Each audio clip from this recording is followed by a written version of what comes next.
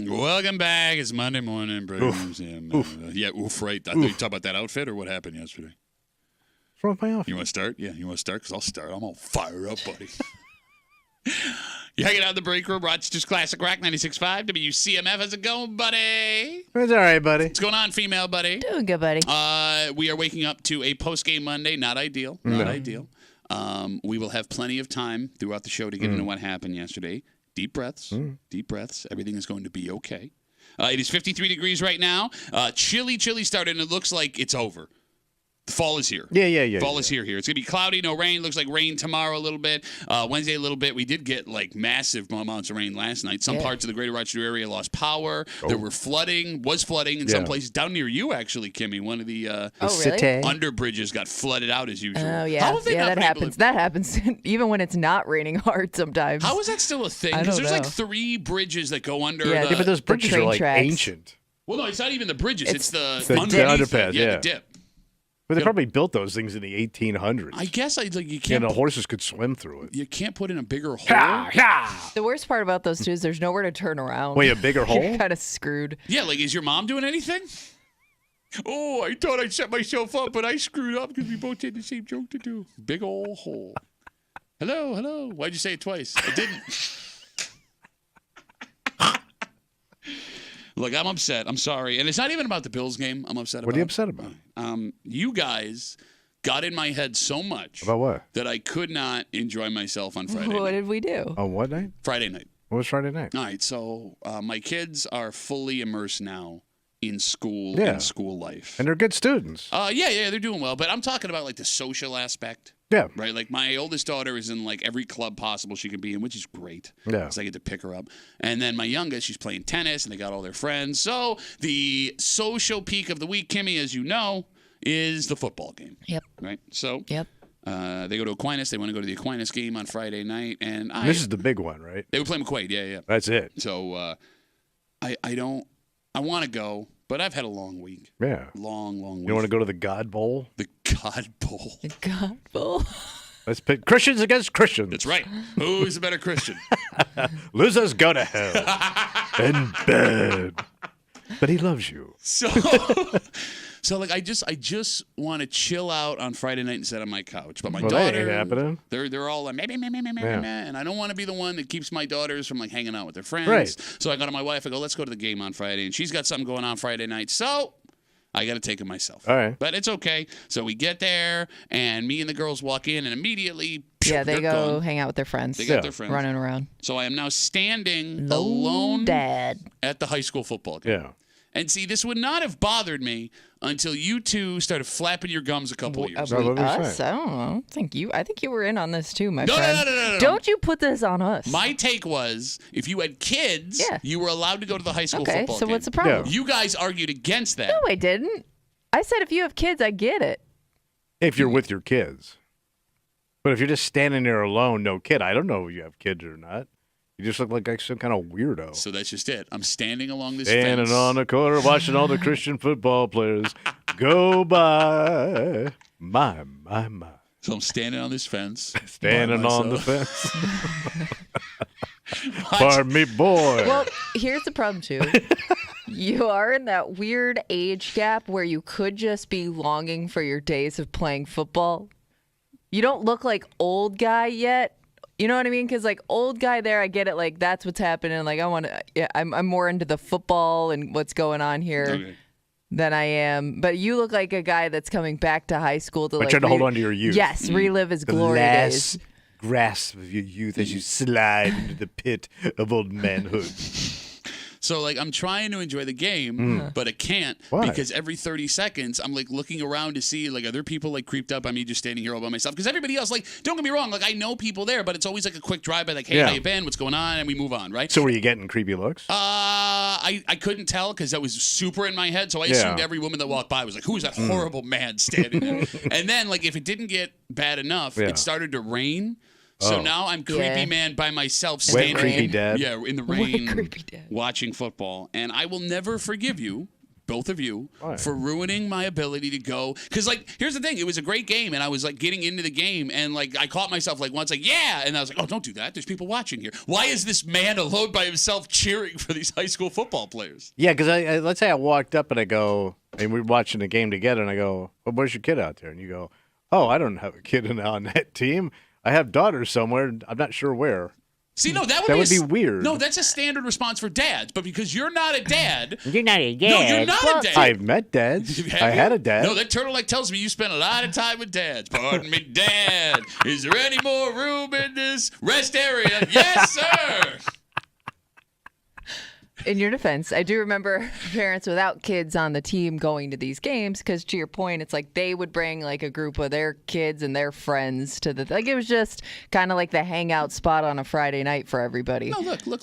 I agree that this is a totally fine thing to do. It's a normal thing to do. Right. What I'm telling you is, you guys ran your mouth so much and made such a point of it. Your mouth oh, too. really? No. I don't think this is all on us. I said if you're just some guy. You're Judgy Magoo over there too. If you're just some guy going back, that's weird, right? Yeah. But I had a reason to be there. But I guess you don't know. When you see that guy, No, you you don't don't. know what he's up to. That's my point. That's why I was looking at me thinking, look at that man by himself in skinny jeans watching boys play football. It's hard for me to buy normal-sized jeans. We've talked about this. You could just buy old man jeans. No, I can't because it looks like I'm wearing hammer pants. I got powerful thighs and big calves. So, like, if I buy standard bootcut jeans, What does Stallone wear? skinny jeans. He's a skinny I don't jeans think he guy. wears skinny No, he's jeans. just a skinny jeans guy. He's a pretty built guy. That's what I'm saying. If you He's pretty squatty. The larger your legs, the tighter the jeans have to be. It's not. It's science. I didn't make this rule. 252 WCMF 252-9263. End up at my high school. The high school I went to's football game because my daughters wanted to go to. Was the this game. the big? This was the big game. Yeah, this was Aquinas McQuaid. Yes. And this was also homecoming. No, homecoming was a week before. Okay. Yeah. We missed homecoming. We had stuff going on. Oh, damn Yeah, it. I know. Look, what are you going to do? I can't hit all of the young boys playing football games that I'd like to. Another thing occurred to me while I was watching the game. What was that? Because we talk about glory days on this show all the time, and if you can go back and what Yeah. you do and how some guys miss it. I've officially reached the age where playing football looks like no fun anymore. Oh, why is that? Oh, like you just look at it and go, ooh, that Yep. looked like it hurt. Yeah.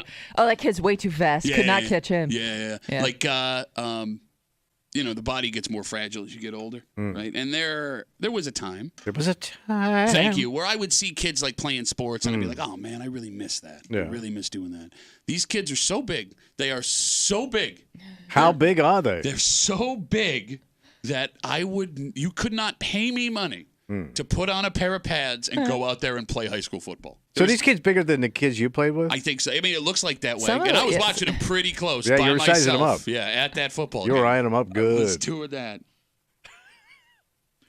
Like, I don't want any part of it anymore. Like, I'm imagining, like, what it would be out there to go play again. And just, like you said, just watching it hurts. And I know it doesn't hurt them. Like, they're kids. Like, they're having the time of their lives, right? But, like, in no way, shape, or form, in any way, could you get me to put a football helmet on and go play football Well, again? I mean, I remember my husband said this back a few years ago when he was still teaching. He was at the football game and somebody said, hey, can you just go make sure, I think it was the Victor football team, can you make sure like they get off their bus okay and know where to go? So he gets off and he's like, as these kids were coming off the bus, he goes, they don't need my security because these are the biggest kids these are the biggest high school kids I've ever seen in my life. There's this kid who plays for Aquinas. I think he's a defensive end. He wears number 6. And McQuaid, they're a really good team. Their quarterback, he's been there for a while. He's a really good quarterback, right? He wears number 80, the quarterback from McQuaid, which bothers me. That's his house number. So he doesn't get lost on the way home. Hey, got it. This kid has got to be 6'3", 6'4". Who? This Which kid kid? for Aquinas, 6'3", 6'4". He's like The defensive. Yeah, defensive end. He's like a big, and he's a big dude, like thick. Wait, dude. how big? Like he's got to be 6'3", 6'4". Like monster kid. Yeah. Heavy kid, but like in shape, heavy kid. And I watched him. Like Bruce Smith? I watched him run down a kid half his size who was Really? also an amazing like I'm watching this like my mom. Who's got that kind of foot speed? It was insane. It was absolutely insane. So after the game, did you congratulate the young man? No, I Shake did- their hand? I did not go shake their hand. I want to shake your hand. Did you say, good game, fellas? I did not do that. No, I'm not going to be that guy. I feel weird about doing that to like my daughter's teammates after their games.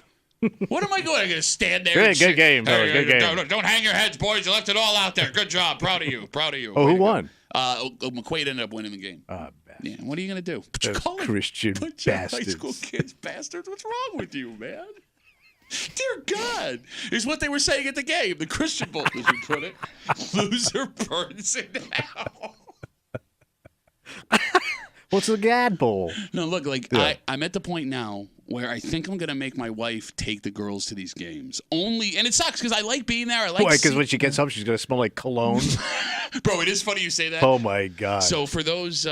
Do kids still wear like the Axe body? It ain't It's the old men. Man. It's the dads and the old That too, Dominics in yeah. the crowd. So for those who don't know, Aquinas is like the West Side Catholic School, where McQuaid is like the East Side Catholic School. That's normally how it's been, right? And Aquinas has a very large population of old Italian men that are alumni. In fact, on Friday night there was. I think it was Humps and Goiters night.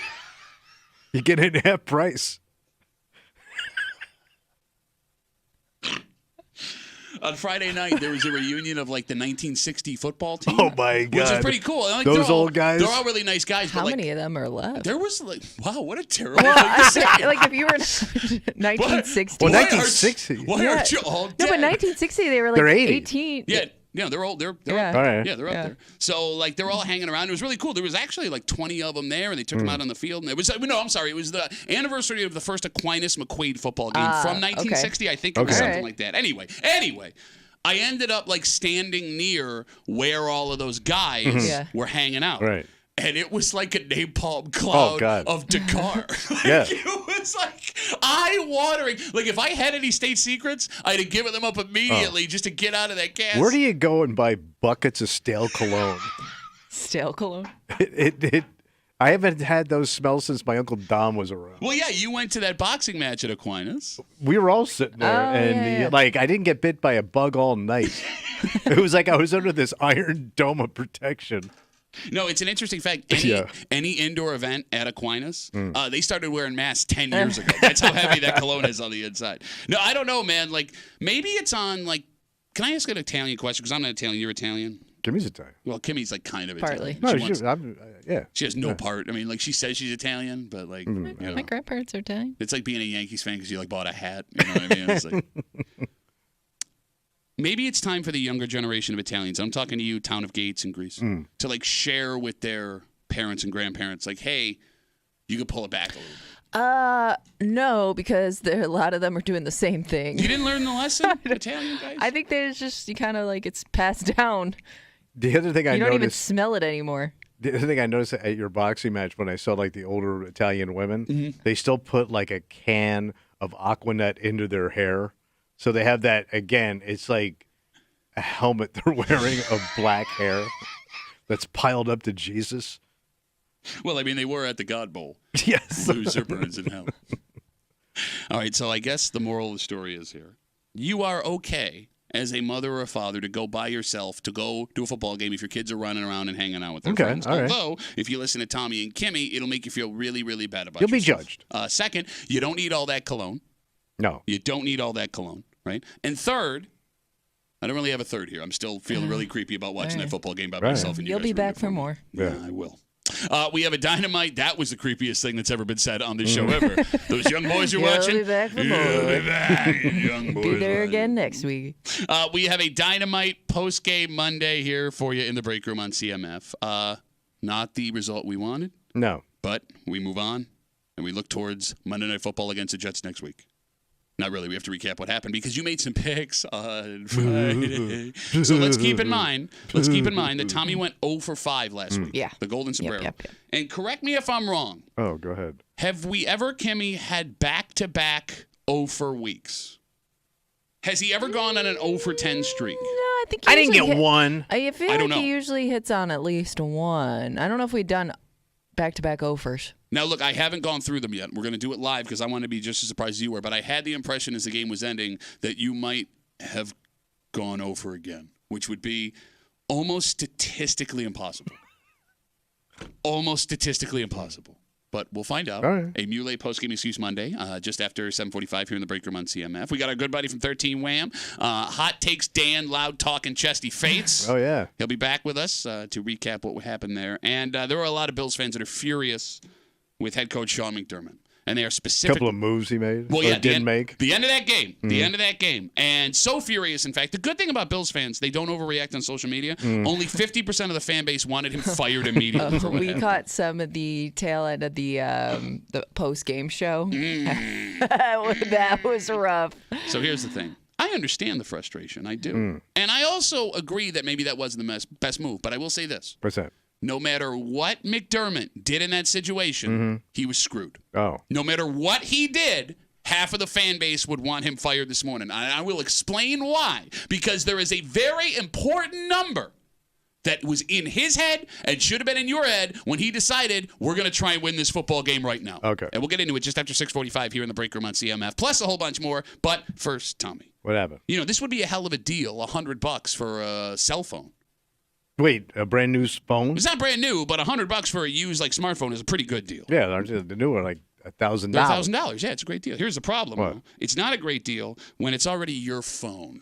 Wait, We'll get why into am I it. buying my own phone? Well, you shouldn't. We'll get into it next here at the break room. On 96.5 WCMF.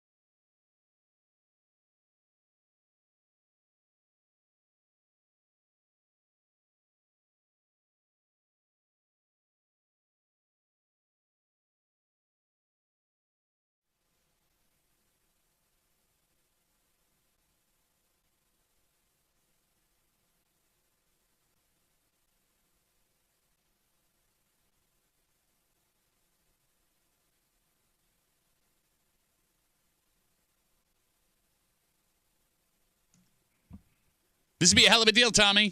Who doesn't love a deal, A Pat? smartphone for $100. $100? Only problem is it's actually your phone you're trying to buy back. What? Well, that was a scenario that happened just east of us here. And although this plan seemed sunk from the beginning from this man who is now under arrest, I know at least one person in this room who would be like, just fine, take the $100. You're hanging out at the break room, Rochester's Classic Rock 96.5. WCMF just after 6:45, a heartbreaking walk-off loss for the Buffalo Bills in Houston yesterday. And there's a lot to talk about with this game. But there is one series of events that seems to be sticking in everyone's mind. And there are a lot of people upset with Bills head coach Sean McDermott this morning. Okay. And I understand. But I'm here to tell you that no matter what happened in that series of events, the people that are upset would be just as upset, even if he did exactly what they wanted in that moment. And there was one number, one very important number. A numero. That you Bills fans may have forgotten, but I promise you Sean McDermott has not, because that's why he did what he did yesterday that may justify. So he did the right thing. I'm not saying he did the right thing. He did the smart thing. I would have done the opposite. But I get why he did what he did. And there was no winning for him, and we'll get to it just after 6:45 on a post-game Monday here in the break room on CMF. The story comes to us from Wayne County. What happened? Authorities say a victim had gone on a car ride with a gentleman. We don't know what about. But at some point left her phone in the man's car and forgot it was there. When this victim realized that this man had their phone, they simply reached out to him and said, hey, can I have my phone back? He got my phone. The man, according to police, refused. Why? Well, he at least refused to give it back for free, Tommy. Wait, he held it for ransom? Essentially, yes. Police say the man told the victim they could have their phone back for $100. What a dick. He is being accused of trying to sell someone's phone back to them for $100. Okay. So the woman in the story, after getting this, apparently called the cops. The man was arrested. He's been charged with petty larceny, and he has a court date coming up. So let me ask you guys this question. Yeah. And the phone number is 252-WCMF, 252-9263 if you want to jump in. Tommy, if you're this woman and your phone is being held ransom for $100, are you calling the cops or are you paying the $100? I'm lazy. I'm going to pay the $100. You're such a pansy, man. Yeah, because if I call the cops, and I don't know how interested the cops are going to be in like getting right over to get my phone back if they're not. You know what I mean? It's like, can I pause? There's no guarantee you get your phone back with the cops. Is that what you're saying? I'm sorry? You're kind of saying like there's no guarantee you're getting your phone back quickly if the cops are involved. I can't imagine that's going to like top of priority is my phone. I'd like to use one of my show timeouts here. Okay, go ahead. Thank you. Okay, great. Yeah. I find it strange every time we have a discussion about whether or not you'd call the cops. I'm going to bother them. You seem to think the cops will never do anything for you. Because it's you've petty. watched so many 1970s New York cop dramas that you assume. Yeah, Kojak ain't taking it. No, that's my point, right? Bro, the police. Barney Miller's not coming around. The police exist for situations like this. Most of the time, bro.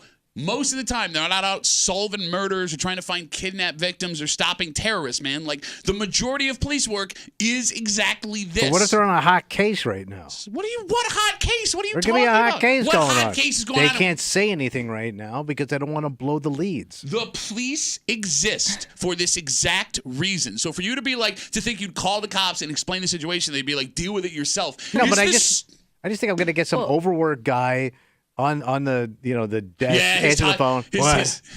Drinking coffee. His wife and kids don't listen. He's got a plaid jacket. His white tie is askew, right? He's got a mustache and long hair. He's got a flask. I've been working the Jones case for 2 years, and we can't break it because all these dirty cops, man. They're all on the tank. Man, shut up. You call the cops, stupid. And then you're going to have to wait for the police, fill out a report, do all that. I just sort of just throw money at it. That's why you have money. Is to throw it at problems to make it go away. So the world's worst ransom attempt would work on you. Yeah. Okay. Kimmy? That's why ransom was invented. No, like if you have someone's child, I get it. If they have like I would call the cops. I don't know. Well, you got to call the cops. He's working on the Johnson file again. Everyone's on the take, etc. White ties, plaid jackets. I mean, if they had my kid and it was a reasonable ransom, I might just pay it. What are you, J. Paul Getty now? Yeah, that's right. Kimmy doesn't know that story. The rich guy who got his grandson got kidnapped, yeah. and he didn't. He tried to negotiate the number Tell me down, the whole story. and then he finally just hung up on him. You want to know why he negotiated it down? He negotiated it down to the maximum amount he would be allowed to write it off on his taxes. That is a true story. You can go Google it. And by the way, if I'm not mistaken, they took off one of the kid's fingers. Yep. And he had a payphone in his mansion. If Yes. you wanted to use the phone, a legitimate payphone. Pretty cool. There is your J. Paul Getty facts for today. Kimmy? Yeah. Your phone is being held ransom for $100. Are you paying the $100 or are you calling the cops? You know, like I feel like as somebody, if you are without your phone, because like that's your whole world, right? In that phone right there. Yeah. I think I would pay to get it back and then call the cops. Be like, yeah, it's my $100 now. But now, Because I'm thinking like all I want in that moment is my phone back immediately. You know what I mean? And I'm not sure in my mind, because I don't know how the law works, if there's a crime committed, if I call the cops and they go... Yeah, like what if they say their hands are tied until they have like more evidence? Like what if that person just says, I don't have their phone, I don't know what they're talking about. But even before that, let's say they say, so he took your phone? Yeah. Well, no. I left it in his car. So it's in his car, but he didn't take your phone. Oh. It's in his car. you're talking about the 1964 Supreme Court case Finders versus Keepers. Well, I don't know how that You works. idiot. Because he didn't grab my phone and run off with it and then hold it for ransom. You left your phone there. You. Yeah. And they might start going, well, it's on you I to don't go wanna- get your phone back. Look, man, I don't want to be mean because there's already a lot of angry feelings moving around with the Bills game. I'm I try and fine. be positive. Like, no, I know you're fine. I'm saying that What? you're making me be mean because that's the stupidest take I've ever heard. in my Really? life. Because I don't know the law. But I guess to his point, like what if they need more Evidence. or they just like need like a warrant or something, I don't know, to get your phone back? All right, let's be clear. I mean, that's like you got to go to a judge. no, that's not what happened here. I'm asking, in the story. but I don't know. Like if the phone is somewhere in their house and they say I don't have the phone, well, what can a police officer do? I guess is my there's- question. There's a couple of things here, and again, we're talking about the story out in Wayne County. According to police, a woman left her phone in a man's car. She reached out to him to get it back. The guy said, "You can have it back for $100." Tried to sell her phone back to her for $100. The woman called the cops. He was arrested. It sounds like she got her phone back. He's been charged with petty larceny. I have never met someone, and Kimmy, you're starting to border on this. What? You're getting close, too. Tommy Newlay that is so confident in wrong information about law I ask enforcement. questions. You don't have the answer. I have the answer because in this case, this man had to reach out to this woman somehow. So I would imagine there were probably text messages where Okay. he says, "Give me Well, $100 that and you can have also your phone works. back," and that would be proof. All That right. would be proof. Also, when you say when he says, "I don't have her phone," well, all you have to do is turn on location and But if guess you- where the phone is. But if you don't have location on, Okay. It seems like a pretty cut and dry case here. I know. it does. I know but that what if it's not? there are investigations that take time and effort. This doesn't seem like one of them. It's a cell phone in someone else's car. All right. Call the cops. That's what she did. Guys are tied up. There goes your tax dollars. That's what you pay them for. Yeah, every time they turn on the police car, it's like $1,000. Oh, where is your dad now in charge of the police budget? Every time they turn on the police car, it's $1,000. Yeah, there goes your tax money. I would watch my dad sit in a running car with air conditioning on, as high as up as it would Thousands go. of dollars. By the way, he's still sweating. He's still sweating, even though the car is up as high. And he would just, look up license plates and he could check on the computer. Let's see what's going on with this one. Oh. All right, I guess the biggest question would be, What's that? like, if you're not going to call the cops, right, but you're not going to pay the $100, at what point is her phone no longer her phone? Oh, like it's my phone now because I found it, Well, let's say hypothetically she leaves the phone in the car, and Yeah. I understand that it'd be a hard and she thing didn't to work know it out. was there or something. For a month. Yeah. She leaves, it's there for a month, and then Yeah. she realizes a month later, oh, that's where my phone is. Is there an amount of time where that phone eventually becomes his phone? Oh. The statute of limitation. No, that's not what that would I be. don't think so. Well, time is running out. Because it's always going to be her thing. Again, the confidence. Well, what would you call it? Because I know your argument was he didn't Yeah, commit a that's your crime in the question. first place. There would be a statute of limitations because if he didn't know the phone was in the back of the car, he didn't commit a crime. Right. It's when it's pointed out that the phone is Oh, there. you're and he saying goes, like he wouldn't know either. let's say it's just in Okay, the car yeah. and he finds it a month later. And Okay. is it his phone now? Like how long do you have to have it? Unless like something like a phone is so personal that never happens. I mean, it will always be hers, right? It's got all of her stuff on it, and I would think I don't think there's an amount of time that would pass where it's now your thing. Well, but here's the thing. So let's say we've all worked at places that have had lost and founds before. Right. Yeah. Right. And Yeah, if and you- there's a time where they just get rid of this. Yeah, like there's sometimes like hey after 2 weeks, True. and then like somebody who works there gets like a brand new pair of AirPods or something. Yeah. You know Yeah. what I mean? They just create a date in their heads. Yeah. Yeah, it's a store policy. basically. Exactly. So let's say that 3 weeks after I lose my AirPods, I realize, oh my God, I left them at the gas station. Yeah. And I go in and they go, oh, I'm sorry, we only keep it for 2 weeks. We gave them to Dave. Does Dave have to give me my AirPods back? No. Why? Because it's the company policy. Company policy doesn't override what is Yeah, but mine. there probably is something like a sign there that's legit. Sign doesn't make it legit. Yeah, it does. If I put a You sign can't make over a sign. here, You cannot make a sign unless it's. When you make a sign, it has to be legit. what are you talking Yeah, you can't just slap a sign up there. Okay. So, like, if you go to the dry cleaner, Uh-huh. and if you don't pick up your clothes within a certain amount of time, Yeah. they just give them away. Okay. So Is that legal? there's a big No. sign that Again, tells I you that. understand the sign exists. What I'm asking is Every dry cleaner's done it. okay, again, just because it happens and people accept it doesn't mean that it's not against the law. Well, but so if you write a store policy, you have to clear it with who? I don't know. That's what I'm wondering. It's your store. You can do whatever you want. I guess you can. It's private property, right? But I Yeah. mean, in this case, I'm not handing over my AirPods to the gas station, hold on to them, and I forget about them and never come back, or I'm delayed or whatever. In this case, I accidentally lost them. You found them and then gave them to Dave 2 weeks later. Oh. I'm asking a question. I love how you got all the answers until I need answers, and you ain't got no answers. Well, let's say you find a wallet Yeah. on the street. Mhm. Can you just keep it? So there was a story we had a couple, I think it was like a year ago, where somebody said they found a wallet at a local racino, and they brought it home, and they were arrested for stealing that wallet. But that was on Yeah. some kind of private property. It was on the property. Well, of You the let's- walked out with it. So instead let's say I of- just found it in the street. I mean, what would private property? What would be the difference? I don't know. So Public why don't area. you, You're why on- don't you think before you speak? I think maybe? it's a public Can we put area. a sign over my head, think before you speak? How about that? And then we'll never do a show again. It would just be silence for 4 hours. I think if it's outside, you get to keep it. Inside, you got to. But either way, you could. Let's say there's an ID in there. You can identify whose wallet is. I would understand that argument if there's no information to find this owner, right? Like you have no idea where this wallet came from. Can't locate any names or any information somehow from this wallet. But I guess if there's like an ID or some identification in there, like you're probably on the hook to try to give it back. Well, just take the cash and give the wallet back. Okay. What? Thank God nobody else has your "don't call the cops for anything" policy, because you're going to jail. Well, don't bug them either with all your petty ass Don't bug crap. them with crime. It's such low ass light crime. Okay. There are Bills fans this morning that feel like a win was stolen from them yesterday, Yeah. and there's one man they want arrested. All right. I mean, it was an A lot of ugly game. angry fans yesterday, I think. So here's the thing: it's a tale. Angry and disappointed. Disappointed is fair, and look, I even semi understand the anger. But if there's one thing, Kimmy, we're learning about Bills fans on social media this season specifically, they are over the top. Well, Over the top. I Oh. think it's the way the season has progressed so far. Okay. Right? No, I like wanna- you came off a high and just haven't experienced that again yet. I want to remind you of something we said before week one, Mm. and this proves that it holds true. What's that?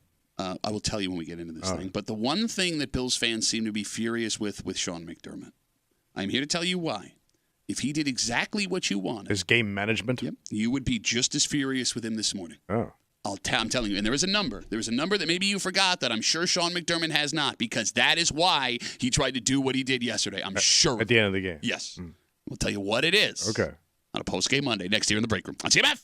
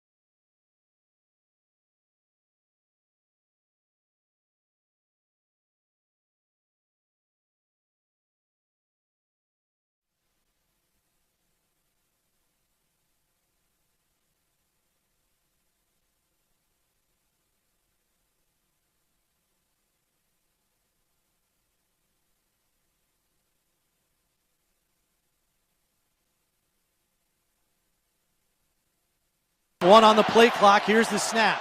Back to pass, and it's complete to Coleman. Gets away from the tackler. 35-30, 25-20, 15-10, 5, and he somersaults into the end zone for a touchdown. 49 yards. The rookie sticks it in the end zone. There was hope there. There you go. And hope was dashed. And I'll start by saying this. What's that? Deep breaths. All right. Deep breaths. The last thing you want to do this week is overreact. And I'll say this.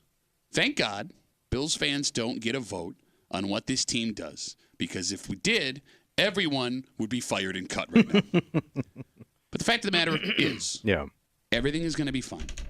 And what Bills fans are most upset about yesterday, a decision the head coach made in the waning moments, you would be just as angry had he done exactly what you wanted. So it's a no-win for the coach. This was an absolute, in this moment, no-win situation. All right. You're hanging out in the break room. Rochester's Classic Rock 96.5. WCMF. We'll jump right into it as a post-game Monday and a non-victorious post-game Monday. As we know, the Bills lose on a walk-off heartbreaker yesterday in Houston, 23-20. And Tommy, we're going to start this game by going backwards. Okay.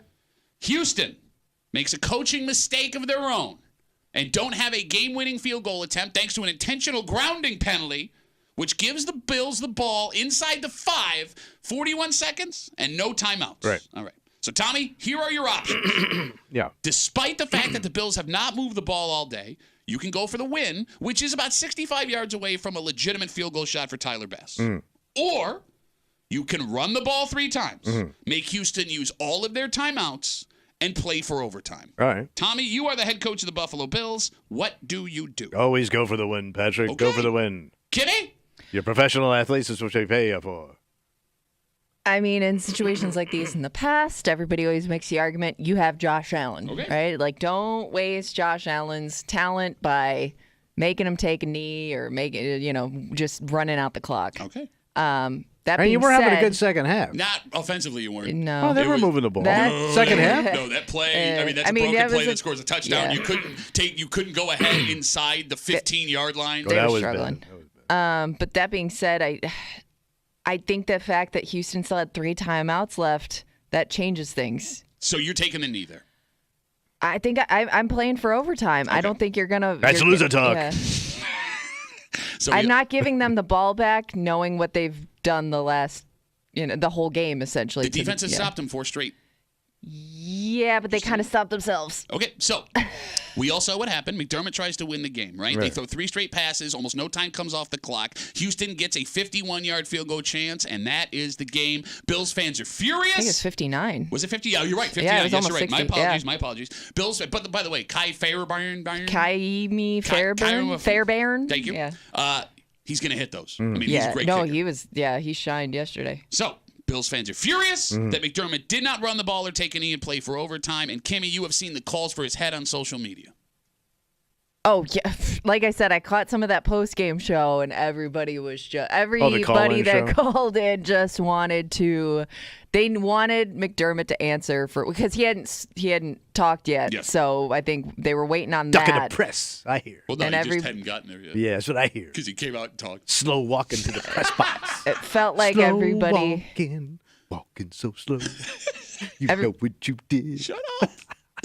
Everybody put that loss on McDermott, it seemed like. And weren't there a couple nobody of else. things he should have challenged that he didn't? I wouldn't challenge any of them. No. I mean, they were even saying because there were a couple times where they thought he might challenge it, and they were like, no, that was a good move not to. All right, so going back to specifically that series of events where you throw and you game. Run. Yes, and the phone number is 252-WCMF, 252-9263. Here is a very inconvenient fact of the matter. What's that? No matter what Sean McDermott did in that spot, he was getting lit up today.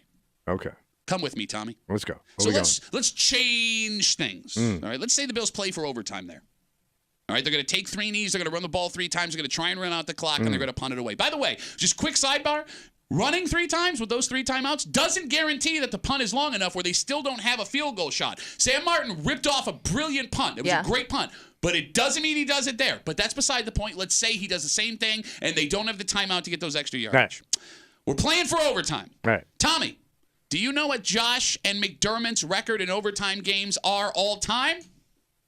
I have no idea. 0-6. I was going to say, I can't think of one that Well, they never won they've in overtime? Josh Allen So and they're Sean due. McDermott have never won an overtime game together. And by the way, that 0-6 overtime record was with an offense that had weapons that was moving the ball. Injuries devastated them last weekend. By the way, you want to talk about past influencing the current? The last time the Bills played in Houston, do you remember what happened? That was that playoff game. 2019. Bills lost in overtime. Ooh. And this morning, McDermott is getting lit up for not going for the win with Josh Allen as your quarterback. Kimmy, you said it yourself. You pay the kid $250 million. Last week, we heard, why is McDermott so conservative? Why doesn't he get more aggressive? And if you don't believe me, please go back to social media and look for he should have gone for it on every fourth down, despite you couldn't get a 2nd and 3rd and 2 going into that fourth. So is he too conservative or is he not conservative enough? Well, his whole knock on him has always been he's too conservative, right? And again, like everybody's like, what are you doing? You have Josh Allen. Let the kid play. Let Josh be Josh. So then why are people upset? That's a good question. Okay, now look, here's the thing. I would have needed out. I would have run the ball, and I would have played for overtime. Yeah. Right? Look, you extend the game. That's the old school way to play. But I will admit, I am an old school football guy. The newer way of thinking may have been to go for the win because all you need is one pass interference call. All you need is one catch and a break like Keon Coleman, and you're in ball. But they didn't have any timeouts, right? Bills had zero didn't have timeouts. any They used timeouts. them to have a chance to come And back and score. that punt put them in such a terrible position. You know, I would make that argument absolutely if they were on like the 10 or even the 20 or even the 10, but I just think like you're so backed up in your own end zone that you just play it as safe as possible at that point. Okay, fine. That's fine. Keep in mind, even if you get the ball first, the overtime rules have changed, right? If you go score, it doesn't mean the game's over. You then have to stop them again. And the Bills defense had stopped the Texans 4 straight drives. Okay, so it was looking good. No. Do you trust them to make it 5? Because at some point, the dam is going to break. Because the Texans, they were also making mistakes, too. So the Bills. No, but I'm saying, like, yes, the defense stopped them, but it wasn't like a convincing, like, dominant performance from the defense. Like, I think the defense, they did their job. I will totally make the argument that the offense was the side that was struggling yesterday. But in the end there, I don't know if I would have trusted the defense to definitely make this. I didn't have that much confidence in them. Look, the fact is this. No matter what McDermott did yesterday. He's got to go. No. That's what everybody's saying. Gotta go. Time for McDermott to go. He's going to be fired. No, but that's just it. If he would have run the ball out and punted and they lost in overtime, the same amount of people would be calling for his head. The only way you get out of that is winning in overtime, which history says hasn't happened. You are deeply handicapped by the injuries on offense yesterday. Plus, by the way, Josh Allen had a concussion. Are we going to argue that? I couldn't he hurt his believe chest. they sent him back out there. No, he just said he hurt his chest. He was out. He was out for a brief moment of time when he hit his head on the ground. So you think he has a concussion? Look, man, I am not a doctor. I'm not a doctor. No, they put him into that magic tent and he's fine.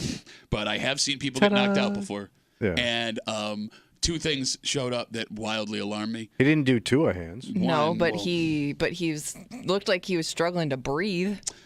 First off, once he didn't go in the blue tent, the broadcast stopped showing the video of him being out on the ground, which is not an accident. Second, why are you taking smelling salts on the sidelines?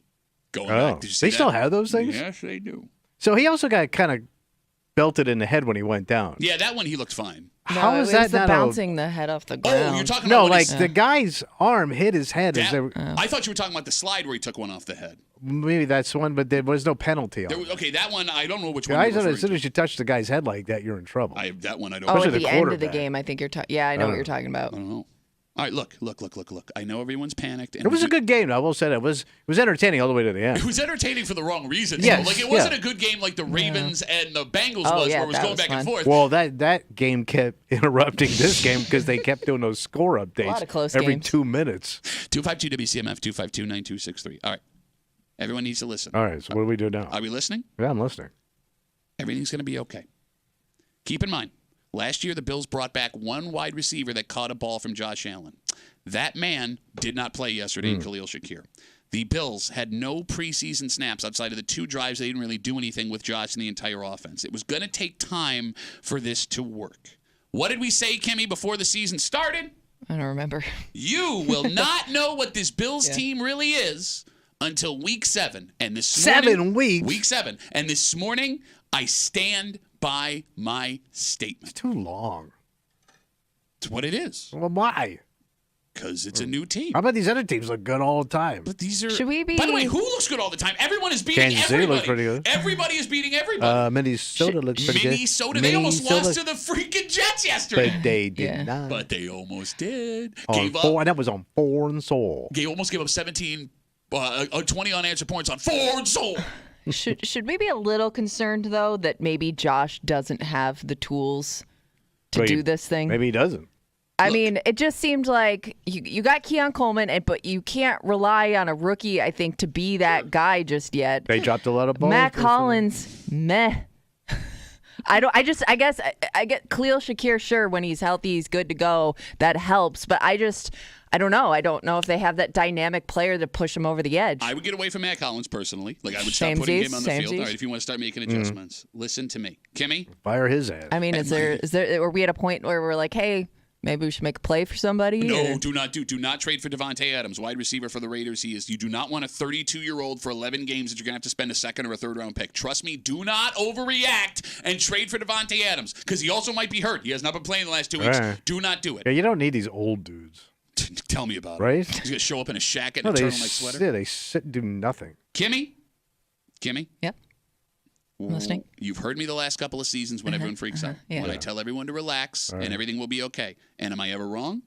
No. Oh, well, yeah, kind of, because they haven't. Again, you need that guy to get you over the. I mean, you need that guy to compete. The Bills haven't made it to a Super Bowl, so yeah, you are wrong. Wait a minute. 31 other teams don't make it to a Super. 30 other teams don't make it to a Super Bowl. But this team, I mean, you have Josh Allen. You should be a team in the running every year. Oh, I'm sorry. Did Twitter come to life? They are in the running. But it just feels like it's going to be another bust season. Oh my God. you should do everything you can to get Josh what he needs. That's right. And feed Josh. And right now, there's your T-shirt. My question: feed Don't Josh. feed the pit. Feed the Josh. Feed the Josh. Let the boy eat. I just don't know if he has what he needs. Okay. That's all I'm saying. Do me a favor. And the kid looked frustrated yesterday. Yeah, because he was also concussed. No, I mean, some of that was drop passes and stuff like. Look, he's like looking at these guys like, you've got to be kidding me, man. Understood. By the way, he went to bat for his guys in the press conference. Take that. Well, for he's got to do that. Yeah, That's I politics. said take it for of what course. it's worth. Of course he is. Josh is politics. always going to say the right things. Yeah. Do me a favor. I want you to mark what you just said right now. Yep. What's Because we're that? going to play this. Mark it. Feed Josh? No, the whole, he doesn't have the guys and they're not contenders and what are we doing here? He needs weapons. I'm asking. We're going to play this back in week 14. So you think these guys now are going to turn into the weapons he needs? It's about scheme. It ain't about talent. Give it time. But I don't know if you even have mid-level talent. Sure. Remember last year? We don't have it. Gabe Davis is not what we thought he was. Stephon Diggs is on the downslope. Who's Khalil Shakir? He's a 5th-round pick. What's he going to do for you? James Cook coughs the ball up all over the place. He's not a weapon. You wasted a draft pick on him. Name Josh's go-to guy right now. It's Khalil Shakir. And him not being in that game. I feel like it was Cook yesterday. Okay, well, yeah, Cook had himself a day. Yeah. Look, it's okay. All right. If I saw alarm bells, I would let you know. Right. Am I wrong? Have I been wrong?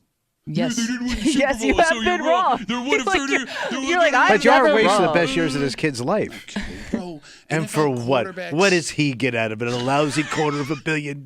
With more coming, by the way. Yeah. 252 WCMF. We got Facebook messages coming in. You can always get us at WCMF or the Break Room Facebook page talking about what's going on yesterday. By the way, real quick, the good news before we get to the Facebook What's the good messages. The Bills are still first place in the AFC East. Right. Yes. And there is not a legitimate contender in the AFC East. The Jets Yeah. are a mess. Oof. So is Miami. The Pats are barely an NFL team. So this divisional situation gives you time to figure everything out. And they will. They will. That being said. Should we be worried that Josh is concussed though?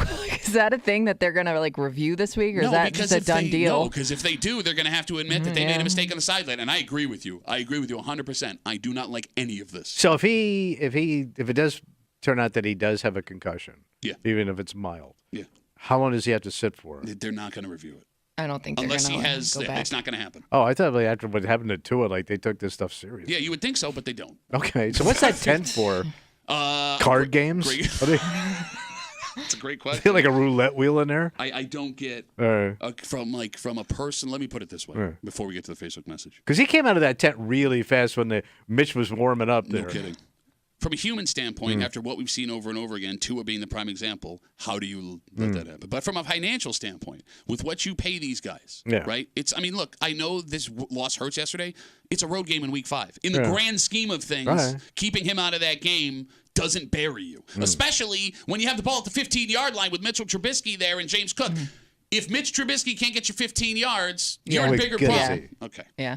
Justin writes us on Facebook real quick because we're running late. I'm sorry. And Justin looks very mad in his Facebook profile. Oh, he said. Shut the F up, Duffy. You are an effing moron. McDermott needs to be fired today, and every game he's still there is a game you're wasting Josh's MVP potential. We'd have 3 Super Bowls if it weren't for him right now. We'd have 3 Super Bowls. All right, so let's play this fantasy game real quick. All right. Today, as owner of the Bills, we fire Sean McDermott. He's gone. Right? Yeah. Who's your head coach? It's a great question. No. You want him gone. Fire him. Who's your head coach? Oh, who's around? Exactly. Well, there's got to be somebody around. Who? I don't know. Tell me. Belichick's looking like he could do something. Yeah, you should hire Bill Belichick, a man who, without Tom Brady, lit the Patriots on fire. But that was at the end of his career. Yeah, not like now. In the beginning of it, the end? Is he doing a Benjamin Button thing where he's going backwards? How about old Coach Cowher? He ain't doing nothing right. Bill Cowher will not come out of retirement. Yeah, I guess not. No. All right. And by the way, I don't want Cowher anyway. You don't want a guy who hasn't coached in 20 years in this modern NFL. So who is it? Right? Former Bills offensive coordinator Brian Daboll. Maybe you got to get Sexy Rexy back. Former Bills offensive coordinator Brian Daboll was a genius. He was the reason the team was good. He got a head coaching job with the Giants. Since he's left, the Bills have won the division every year, and he's going to get fired at the end of this season. Yeah. I don't care that they won yesterday. So that's the end, right? If you want to fire McDermott, who's the guy? What about that Joe Brady? He's young. The guy who cost you the game yesterday, according to other Well, fans? he's coming around, I hear he's coming around. I hear it takes a few weeks. He was the one that made the trick. I hear week 7 he's going to bring it all around. He was the one that made the trick play call last week, though. That was kind of on him. He's also the one that decided to throw 3 straight yesterday. So if you're mad at McDermott, you Who's the offensive guy? Joe Brady, you idiot. You're thinking of Bobby Babbitt. Oh, yeah. Bob Abadaka. Let's get that kid. So you want... The Mets are looking good this year. Not after last night, they're not. Fire McDermott. Fire the whole managerial staff for the Mets after last night. Fire Tommy for that outfit choice.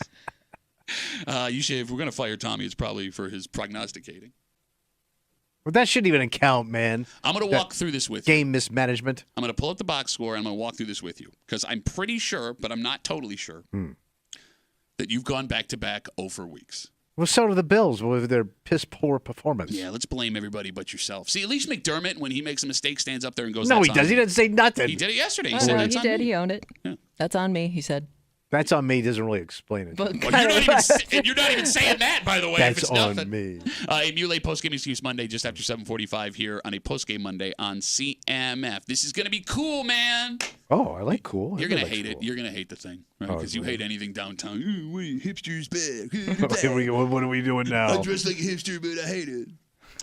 Gimme, you have to admit this looks cool. It looks cool, but it looks like mom cool. Is it going to That be ain't cool. I'm wondering, like, There's no such thing. That's what my question is. Does it keep the cool factor with what they're doing? We tell you what we're talking about. We do it next here in the break room. I'll see you back.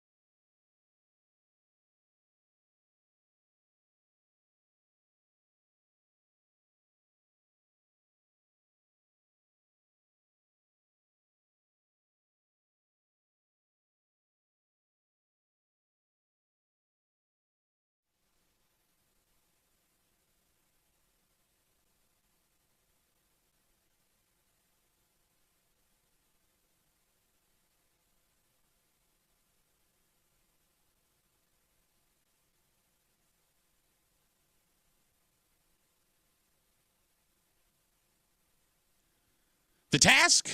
Getting people to spend more time downtown. Okay. The solution? Yeah, draw. Using the big-ass river that flows through downtown Rochester. Oh, Rock the River? That's right. And Rock the River Way.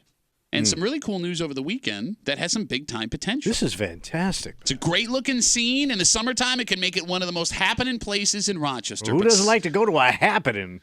someone in this room is a little worried, and then this guy is going to pile on because, like, oh, you think it sucks? I think it sucks tea. You hanging out in the break room, Rochester's Classic Rock 96.5, WCMF. We'll jump right into it.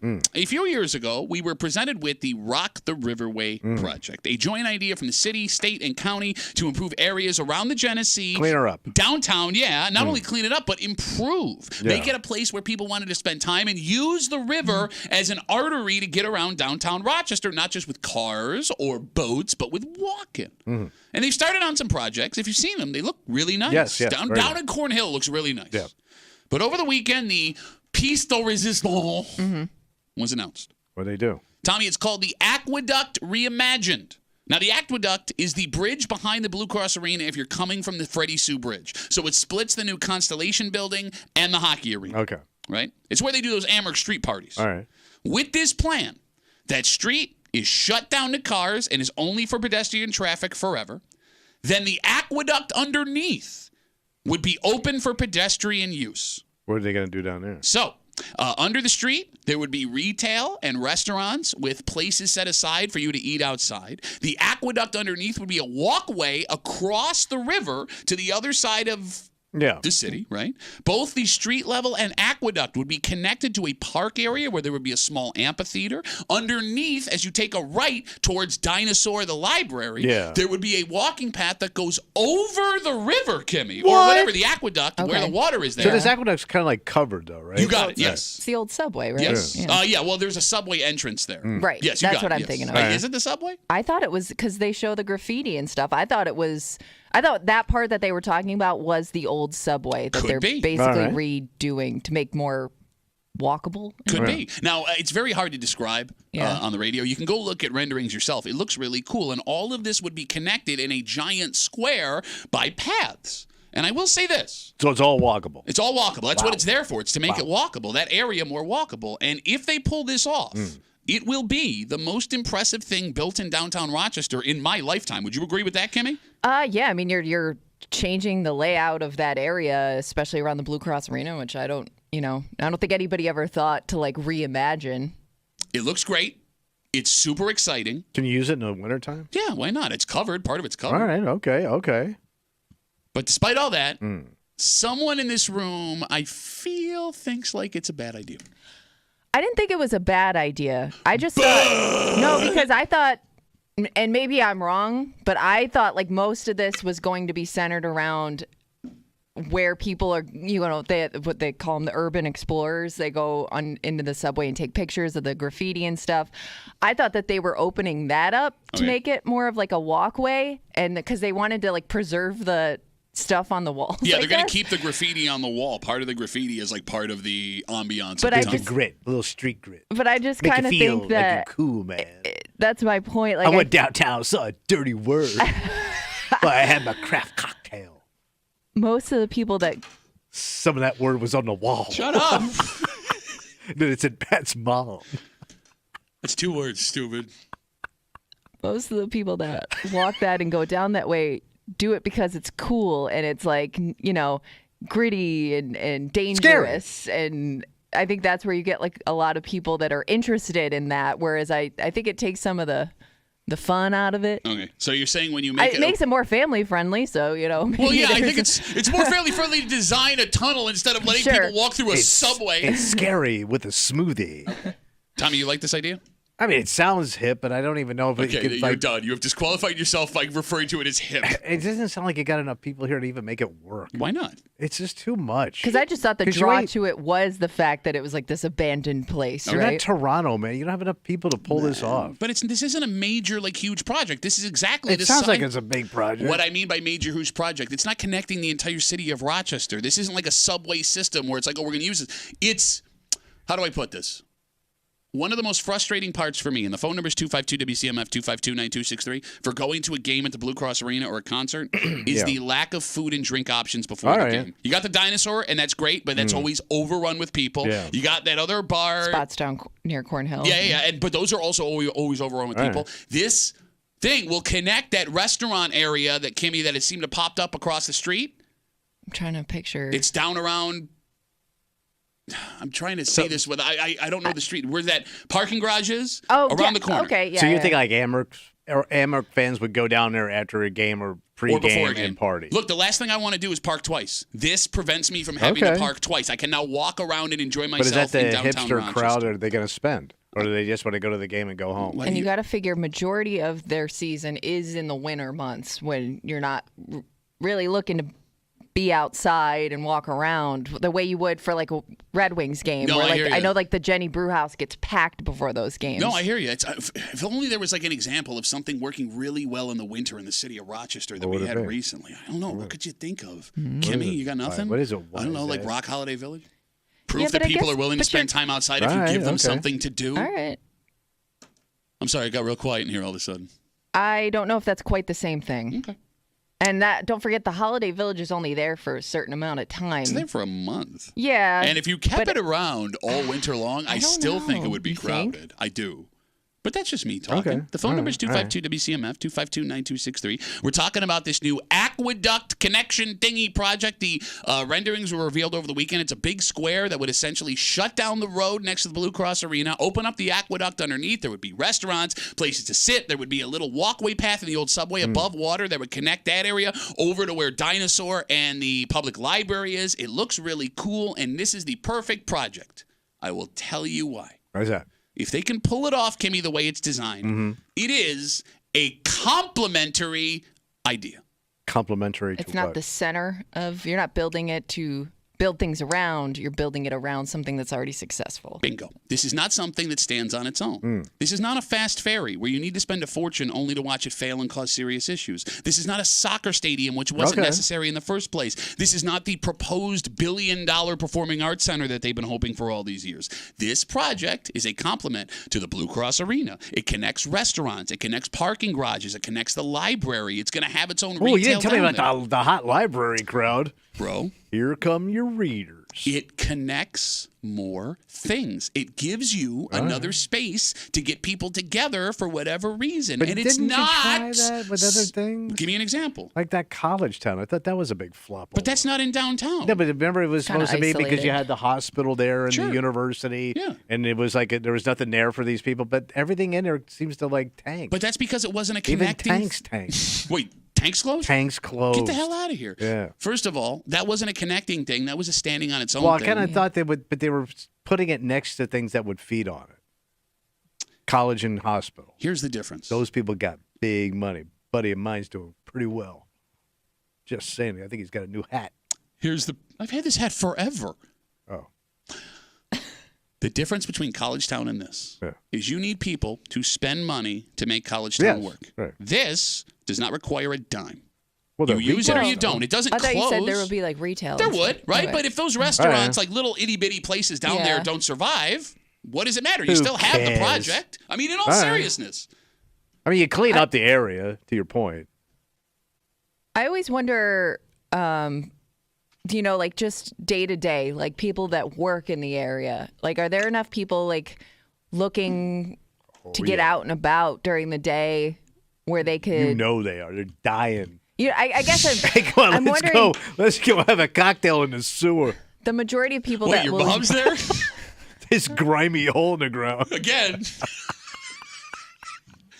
I'm wondering who the majority of people that will use this. All right, well, let me ask you this question, right? Yeah. Like anytime you go for jury duty, you got three options to eat. Yeah. You got Dinosaur, which you don't have enough time for. You have those hot dog carts on the street, which I love, but some people don't. And then there is that little itty-bitty coffee shop inside the courthouse, right? If you have this project now here, you have other quick options. Okay. Folks that work down at the Constellation Building, which has brought a bunch of people downtown, that gives them options, All right? right. And who's to say this doesn't build on? Now, I'm not saying that's a guarantee, and even if it doesn't happen, it's okay. We are conditioned as people in this area, having watched a bunch of stuff fail, to automatically assume something won't work. But we've seen in the last couple of years with Parcel 5, which has been big, the Rock Holiday Village, which has become a juggernaut. Kimmy can back me up when she's off the phone. The Lucky Flea has taken the city by storm. How's that? It's a flea market that they do down. Oh, is that you guys go down to? Yeah, it used to be Village Gate. Now it's on Parcel 5. Discounted rock concert T-shirts. Here's the other problem I see. It's hidden. It's hidden in the middle of Rochester? No, but it'll be hard to find for people. People that aren't familiar with this place, it doesn't stand out. Okay. So that might be a problem. Uh-huh. I know you're going to rub your little beard now. I'm rubbing my lip. I'm clearly having my lip. I think people have a hard time getting to it, and they'll find it inconvenient. The biggest parking, I got to walk into this crack in the ground. The biggest draw in the city of Rochester right now. What is it? Is Strong Museum. Yeah. And this But I can see it. And this is around the corner from Strong. Ooh, you didn't tell me that.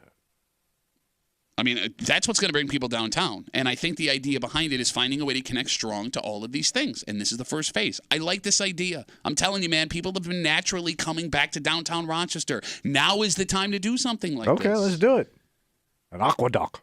252 WCMF. Let's talk to Bill. Hey, Billy boy, how are you? Hey, how you doing? Good, Bill. Morning.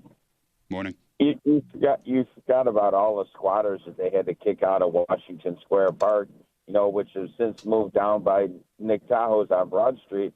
All them people are going to move back, Oh, you're talking about working down? Yeah, no, that is a valid question, Bill. That is a valid question because there are people living in the aqueduct right now. Homeless people. Yes. What are you going to do about those people? One, do you have a place to put them? And I mean like a safe place where they're going to be okay, not just chucking them somewhere. And two, what's going to be the plan? And I hate saying this because it bothers the hell out of me, but it matters to other people.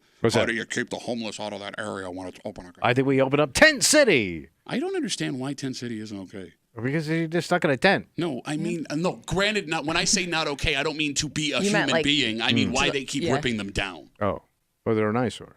Okay. Oh, wow. Sorry, Shackett, who doesn't live in Rochester. I find them disturbing when I'm coming into work. I don't know, Bill. I mean, look, that is a valid question. What do you do with the homeless people? That is a valid question. But outside of that, let's say they come up with a workable solution. Is there a problem with this project to you? Yes, because the city is not a business, and there's so many things the city has done that hasn't worked. I can't think of any that they've done. And they weren't involved in High Falls. They were involved in High Falls, and that was a big flop. They weren't involved. Wait. You just said they weren't involved in High Falls, and then you said they were involved in High Falls. So which one is it, Bill? They were involved in High Falls, and that was a flop. They weren't involved in Easton Alexander, and that was very successful. Wait, what are they talking about? They're having to set up like sections now to keep people from getting hurt down in East Alexander, according to the news, Bill. Yeah, but it's just gonna make them write a whole bunch of appearance tickets, and nothing gets done about it. That's a whole nother story. Okay, Bill, let me ask you this question. I think Bill's out. No, but I just want to know. No, because I want to know what other people think, honestly, because we come down here every day. We work in the city. We see things, and maybe we have a perspective that's different from folks that aren't in the city a lot. Right. Bill, let me ask you this. What's the last thing the city did, project-wise, that was a failure that bothered you? How long do you have? No, the last one. Just give me the last one. As far as I know, High Falls. What do you mean? You're talking about like centers at High Falls? They turn the falls off. You're talking about the bars, right, Bill? No, right by your studios. Yeah, when it was bars? Yes. That was 25 years ago. Probably, is that long? Yeah. Oh, yeah. That was a long time ago. Their past history has not been well. I mean, private people do a lot better than the city. The city can't run a business. But this isn't a business. No. Well, it is creating a business. It's creating, Bill? Did we lose you? Yes. Okay. I'm going to let you go, Bill, but thanks for the call. I appreciate it. Thoughts on Bill? I think he got to some pretty close points. I mean, I would argue that whole area around, Strong Museum, where they have the Rock Holiday Village, that has been wildly popular the last few years. But that's private money, probably. Let me take Bill's point, and I'll say this. Yeah. Look, to Bill's point, I agree. When the city invests in actual money-making things, it does not go well. Soccer stadium, fast ferry, things like that. Performing Arts Center that, thank God, didn't happen. When you do things to supplement businesses that are already there, the Strong Museum, the Blue Cross Arena, right? Everything around Parcel 5, it works. Okay. And I think this is one of those things. Right, let's do it. Well, you have no choice. What do you mean? Let's do it. Wait, what? What are you going to do with these homeless people? Dump them off at Kathy Hochul's house. Let her deal with it. How about these clowns in Albany? What a bunch of clowns. Let's take a break. There's a 39-year-old woman who's been arrested, and it's not something you'd expect a 39-year-old woman to be arrested for, especially at a place like this. And I understand that an arrest for something like this is relatively minor. Yeah. But I think the action she's been accused of, if you were to find out, maybe a deal breaker for a woman you had just met, maybe even a woman you've been with for a long time. Oh, really? Because someone got a little out of control at a concert, but it's the age and the concert and what she's accused of doing. How out of control? We'll get into the story next here in the break room. Let's see that.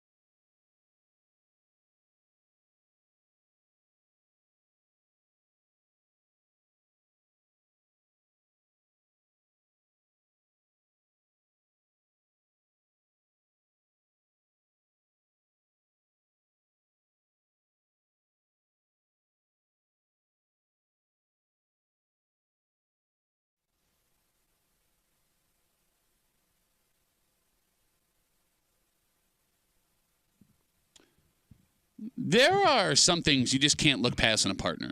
Yeah. And most of them are obvious, right? Like giant red flags. But every once in a while, out of nowhere, little things that maybe happen once could put an end to a romantic relationship. Now, this story has nothing to do with any kind of boyfriend, girlfriend, husband, wife situation. Yeah. However, it may be enough to keep people away. Oh. Or even end a relationship if this were to get out. You're hanging out in the break room. It's just classic rock 96.5 WCMF. It is a solemn post-game Monday after a heartbreaking walk-off loss to the Texans. And that was rough for the Bills. Yeah, then we move forward. Now, here's the thing. Tommy went 0 for 5 last On week. to the New York Jets. And last night I realized, as I was getting the show ready for today, that Tommy may have gone 0 for again. And I don't think we've ever had a back-to-back 0 for week. So because of that, I want to be just as surprised as everyone else. We're going to do this in the moment. I don't know what your record is this week. I know it's not good. Well, the Bills. And together we will find out if Tommy has... They want me to pay for a new stadium with my tax dollars. Bro, the stadium you argued for. Yes. Yeah, okay. We will find out together if somehow this man, against all odds, is 0 for his last 10. And we'll do it with a Muley Postgame Excuse Monday just after 7:45 here in the break room on CMF. This story comes to us from Darien Lake, and it happened back on September 27th. And it didn't happen, Tommy, in the park, but... Concert time. You got it. Because that night, folks in the Darien Lake Performing Arts Center were rocking out To who? Creed. Oh, The return man. of Creed. They were on their big reunion tour. Yeah. And in that crowd was a 39-year-old woman. Tommy, she may not have been having the same good time as everyone else. What happened? Well, she ended up arrested. Uh-oh. After police say... Arrested at a Creed show is not a headline I think of in 2024. It's also Maybe not 2004. It's not a badge of honor. Like, that might be rock bottom for most people listening to That's this. like getting punched out at Steely Dan. Did you call me Deacon Blue? This 39-year-old woman was arrested at a Creed concert at Darien Lake after police say she punched a security guard at the show. Oh, my God. My God. Let me say all right. Let me say that again just so everyone's with us. A 39-year-old woman was arrested after she allegedly punched a security guard at a Creed concert. And here's the thing, Tommy. Yeah. This security guard should have seen it coming because it turns out he was fighting with arms wide open. I wonder what he said to her to cause her to throw She probably hands. just told her she had to leave. It could have been something as simple as, like, you have to leave. Or you right? can't pee here. Gotta hold your urine till you go into the restroom. Now, Tommy, Yeah. if I told you a 39-year-old woman was arrested at a Creed concert for punching a security guard, that'd be bad enough, right? Yeah. But that's not the only thing she's accused of Wait, doing. there's more? Yep. After allegedly punching security, police say she also bit him. Oh. Man, this chick's out of control. She bit, allegedly, and punched security guard at a Creed She's show. a snapping snapper. She's been charged with third-degree assault. Damn. She has a court date coming up. Let's go back to single Tommy. Right. All right? Let's say you meet a woman. You like her a lot. She's good-looking. You go on 3 dates. Yeah. You ask if she wants to hang out in a couple of days, and she tells you, I would love to, but I can't. I've actually got a court date. I'm a little embarrassed. It was a rough What happened, night. darling? I bit and I punched a security guard at the Creed concert back in September. 3 dates. Yeah. You like her. She's hot. Is that budding relationship over? Budding relationship is over. Okay. I would still sleep with her. That's insane. If she's that's- got yeah, it in that's- her yeah. to punch and bite a security At guard a Creed at a Creed concert. I think I would still have intercourse. Even if But- she put Creed on to set the mood. I just heard Put on whatever you want. news today. I don't think I've I could banged bang to it all, I don't think I baby. could bang to Creed, man. I don't think I could Yes, do you it. can. But you get railed up. You've had a couple of drinks in you. You can't do it. There's something Bam, about man. Bam! No, I think, yeah, I mean, I wouldn't think long term. Okay, but all right. I could be, then blow her off. Okay, that's fine. Let me That change was basically my theory for most of my dating life. Let me change the scenario. What if that's your wife? Let's say she goes to a show with some friends. Yeah, she punches and bites somebody. Yep. You have to go and bail her out after she punches and bites a security guard at the Creed show. Yeah. Is there a story your wife could tell you on the way home where you would understand why she ended up in that situation? No. Not at all. No. Would it have you questioning your marriage? We go into counseling. Really? Oh, yeah. Figure Your out wife where that came attacks from. Yeah. Your wife attacks somebody out of the blue. Yeah, we're gonna go have. Figure out what happened here. You're gonna go get an MRI. What are you talking about getting an MRI? You may have a tumor in your head. I'm being God. serious. You may have something. Seriously, guys. You may have some kind of chemical imbalance in you for you to go from zero to bite. Well, no, she didn't go from zero to bite, according to police. She went from zero to punch to bite. Right. But there is an in between there. Okay. Would you understand if she made the argument like I felt threatened or I felt like I was in danger, so that's why I bit? You know what I mean? It was more of a defensive bite. A defensive bite. No. Would that make you feel any better? There's nothing. No, because I'm guessing alcohol was probably hanging around this scenario too. Kimmy, would you end a friendship with a girlfriend if she bit and punched a security guard at a Creed show? I think I could. I think a friendship could survive that. I don't know if somebody I was dating could survive that. Okay. But for guys, like, and this is not fair. I will admit it's not fair. What's that? If I saw a guy do this, now I don't want to be around the guy, Right. and I'm judging the guy, but I'm judging him less harshly than I am a woman. Because men are violent. I don't know if it's that. Most of the violence you see, it's men. I thought stupidity more than violence. Stupidity plus violence. Look, we're finding with these news stories that we have that women are way more violent. Ladies than we coming thought. up. Ladies coming up with They the were violence. they were always that violent. Guys You're all just never drinking called the milk. You're working out. You're doing your yoga. drinking the milk. Yeah, you're doing the strength training. You're doing your kettlebells. 252 WCMF. Again, we're talking about this 39-year-old woman. She was arrested at the Creed show back in September at Darien Lake after police say she punched and then bit a security guard at the show. She has a court date coming up. Tommy says if he was dating a woman and she was accused of this, he's out. Yeah. Marriage, he's taking her to counseling and giving her an MRI. Yes. Dr. Tommy. CAT scan. 252 WCMF. We got Facebook messages coming in. We'll get to that in a second. But Jeremy's on the show. Hey, Jeremy. How are you, buddy? You know, I think I might be on Tommy's side a little bit, but I might go a step further. I think if you go to a Creed show, you might be due for an MRI or a physical exam of some point. I mean, come on. Folks, It was Creed show? It was popular, Boy. man. Yeah. It was tough to get those tickets. Like I told you, we talked about this months ago. I thought about getting tickets for my dad for that show for his birthday, and my brother and I looked it up. We're like, well, never mind. You couldn't get a seat for under $200. Well, no insult to Mr. Burfin, or however say your maiden name. Listen, you know how you might get bit by a dog or a wild animal, and you're like, crap, now I got to go get shots. Yeah. Can you imagine the medical tests you'd have to go through after being bit by a 39-year-old woman at Darien Lake in a Creed show? You might just want to go see Dr. Kevorkian at that point. I'm not sure you're ever going to recover. Kimmy doesn't know who that is. Into this security guard. No, that's a valid point. You know, my old man being a cop, right? Yeah. Like anytime bodily fluids got involved, you're right. You had to go had to for go this get like the- battery of yeah, tests. the And Jeremy, tetanus shot or whatever. Yeah, you're totally right. Like you would have to leave there immediately and go get all this stuff Yeah. done for. Oh man, I that's think how terrible. nasty your mouth is after a Creed show. Why does You Creed show make be the doing all difference? kind of nasty stuff with that mouth all day long. In the parking lot, on the way to the show. Oh, I think I'm going to throw up. All right, well, Jeremy.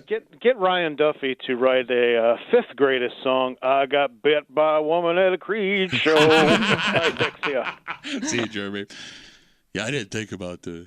How nasty that bite is. Yeah, especially if she breaks skin too. Now you got a serious problem. If you bite, you breaking skin. You know, we keep saying Creed over and over again, and I understand that's where the concert happened. Does the artist make a difference in your mind about how severe you're judging this woman? Because let's say this happened at the upcoming Billy Joel Sting show at the Dome in Syracuse. She was arrested for punching the security guard and biting the security guard. Would that woman look less crazy to you? No, more crazy. Yeah. Because the least likely show to have something like that happen is the one where I think you're even crazier. Yeah, what know got I mean? you so worked up? Okay, so you're saying you would Like the more mellow or like I This don't know ain't if it's Limp mellow. Biscuit, man. I mean, what got under your skin? Yeah. At yeah. a Creed show where you flipped out. Well, what if Billy Joel starts playing Angry Young Man? All right, well, he is pretty angry. Doodaloo, doodaloo, Yeah. doodaloo, that piano part will Yeah, drive but then you it kind of nuts. smooths out after. It starts out cool. No, but it ends big too. Da, da, da, Yeah. da. All right. So you're saying the more mellow the show, the harsher. So this could be worse, is what yeah, you're saying. Yeah. Oh, yeah. Yeah, I Okay. think it's more shocking because I could see like there being a bunch of problems at certain shows where people are just getting hyped up for the music and stuff. You know what I mean? Like it kind of goes along with just being like on edge and being really into the beat. Getting worked up. Okay, Yeah. fair enough. Oh, we got Facebook messages coming in again. We're talking about this 39-year-old woman back in late September. She was arrested at the Creed show at Darien Lake after police say she punched and then bit a security guard. She's got a court date coming up for a charge with assault. Dave writes us, She was probably drunk. Getting thrown out. This is what happens. That is always the case with security fights. That's possible. I mean, thank you, Dave, for pointing out probably the obvious it's a dangerous job. Well, though, with Dave pointing out that her getting thrown out probably caused her to do this if the allegations are true, I kind of hope that's not the case.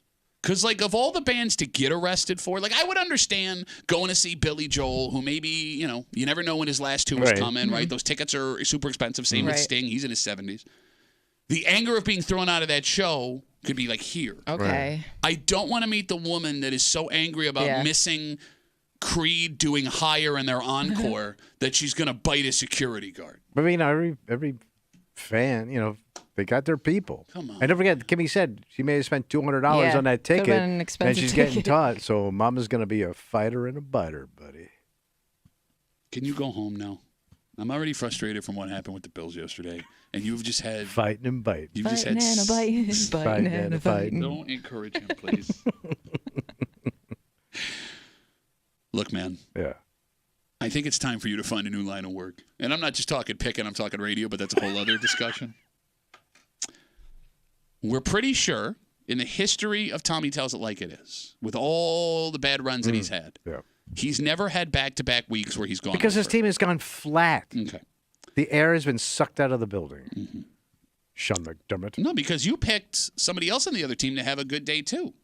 Now, here's the thing. But you had a pretty good day. When I realized yesterday that you may have gone back-to-back over weeks, I said, here's what we're going to do. We're going to do this together. I'm not going to look it up. All right. I'm going to do it live with you. We're doing it live. I want to be F it.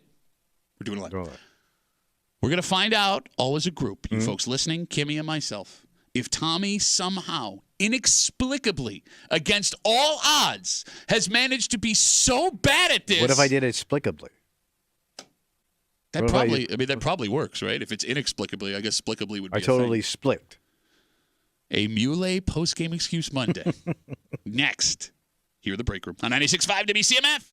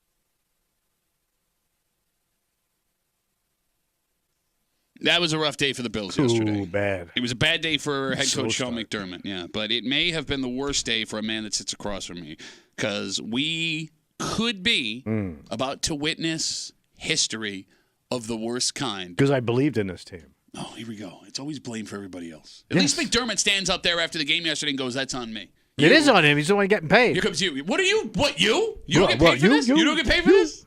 You say I don't make any money. You don't make any money. I haven't had a raise in 31 years. And you're still overpaid. You hang it out in the break room. Rochester's Classic Rock 96.5. WCMF. If you want to watch a man squirm and make excuses live on camera, you can log on to our live stream, the Odyssey app, WCMF.com, YouTube and Twitch, The Break Room WCMF on YouTube and Twitch. All of that brought to you by our good friends at Three Heads Brewing. They have their new Caramel Apple Amber Ale. Ooh, a little fall taste. That's right. Made with New York State apples and malted barley. Tastes like fall in a glass, buddy. But it's delicious. So go wash away your sorrows of the Bills game yesterday with our friends at Three Heads and watch our live stream from your friends at 96.5 WCMF. All right. Last week, you hit the golden sombrero 0 for 5. Yeah. And you were bullish on this Bills team, man. You were ready for them to go into Houston and make a statement. Right. I thought that was a wake-up call. Yeah, It was the loss they needed to shake things up. Sure. Wake them up. So we know that things did not go well, but we don't know how poor they went. And it's time for you to pay the fiddler. All right. Kimmy, Fiddle this. let's do it. Tommy told it like it is. And now we find out how it was. Muley Excuse Post Game Monday in the break room on WCMF. Let's get to our first pick from Tommy on Friday here on CMF. Over under 1/2 a touchdown for Stephon Diggs. Well, you know, I do like Stephon Diggs. Oh, yeah. And I think he's cool. Okay. So I'm kind of torn here. Oh, what are we going to do? You know, 'cause I kind of like the kid. Sure. Well, it's not who you like or don't like. I It's know, how I he's know, gonna it's a perform. business. If that's your gut feeling. I understand it. But I'm also emotional when it comes to stuff. Yeah, no, I know You're an you. emotional picker. Mr. Emotion. Well, you know, I like cool people. You know? Uh-huh. I do. I like Yeah. cool No, people. you're really cool. All the guys you hang out with, super cool. Whoa, another hat. You hang out with me, I stand by what I said. and you have a hat.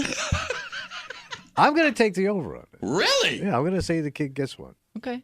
Because I like him. But you pick it because you like him, not because you think he's going to play well. It's my pick. So to be clear, you are over A little surprise pick there for you, buddy. 1/2 a touchdown for Stephon Diggs. I am surprised, but I like it because, again, you speak into the universe things. And you they said, change. like, Yeah, if he gets some space, it's good for us. You want to see some cool guy touchdowns. Stephon Diggs yesterday, What do you do? 6 catches, 82 yards, Good day. Not bad. no touchdowns. I thought he was all fired up to, like, stick it to this team. What the hell is his problem? So we made the prediction on Friday that You said if he does good, if he has a big day, the Bills will win. And here's what's weird. I mean, it's not a bad day. But here's what's weird about it. Right. He was, Kimmy, nowhere to be found until their number 1 wide receiver, Nico Collins, went down, right? That gave him more opportunities for sure. And so the second half was Diggs' half. And that 82 yards sounds like a big day from Diggs. But the Texans' offense only scored 6 points in the second half. They were held out of the end zone. The catches he made didn't really factor into the game. In fact, And I believed in that guy. when the game was on the line, he had a drop. The play before, Stroud turned it over, which led to the Bills tying it up. They were up 3 points. They needed a first down, and he dropped it. So I don't even know how to feel about Diggs' performance yesterday. It was exactly what we saw in Buffalo last year. He got his numbers, and the offense, the wheel spun. Yeah. It was strange.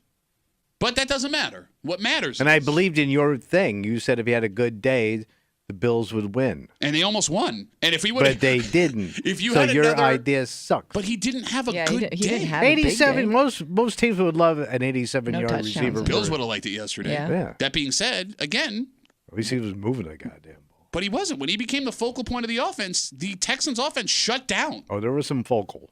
Fogel, Oh, yeah. Fogel. My picks. You're 0 for 1. 4 away. 4 away. Come on, baby. Let's get to our second pick from Tommy on Friday here on CMF. Over under 2.5 touchdowns for quarterback Josh Allen. I believe in Josh Allen. Oh, do you? Yes. Well, then why don't you nut up and do what everyone wants you to do, you bitch-ass I'm going to bitch. nut up on Josh. Well, I don't know if I have to top that or not. No, it's my emotion. Yeah, he's, Okay. a nut, My he's emotional emotionally nut. nutting up. Yeah. If I have an emotional nut and I offer it to a man, there's nothing wrong with that. Nothing to see here, kids. Why'd you bring kids into it? I meant kids in general. That doesn't make I any think better. you're kids. Kids as My people. kids? No, you're a You kid. just said I meant your kids. No, Hold you're on. a I gotta kid to text my me. wife. Hey, honey, we can't let I Tommy run the kids anymore. I bought you drinks and you were a kid. Anyway, Over under 2.5 touchdowns total for Josh Allen on Sunday. I'm gonna take it. You're going the over. Over. Yeah, I think he's gonna have a hell of a game. Okay, so to be clear, you're over 2.5 yeah. touchdowns for Josh Allen on Sunday. All right.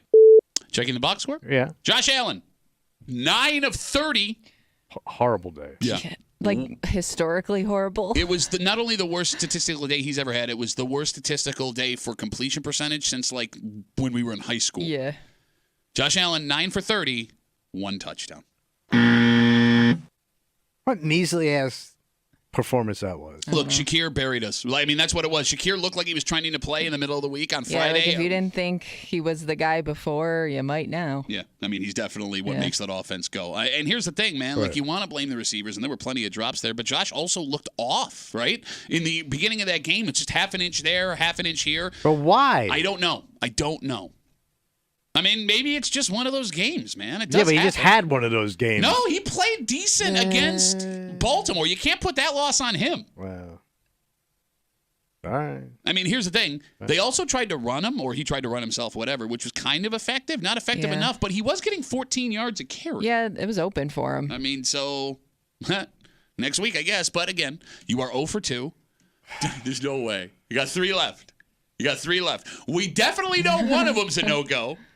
I don't know. He looked pretty sorry. You need this one. Right. Oh, I meant the actual outcome of the game, but that's beside the point. You need this one bad. Right. You need this one. Are you ready? Yeah. Let's get to our third pick from Tommy on Friday here on CMF.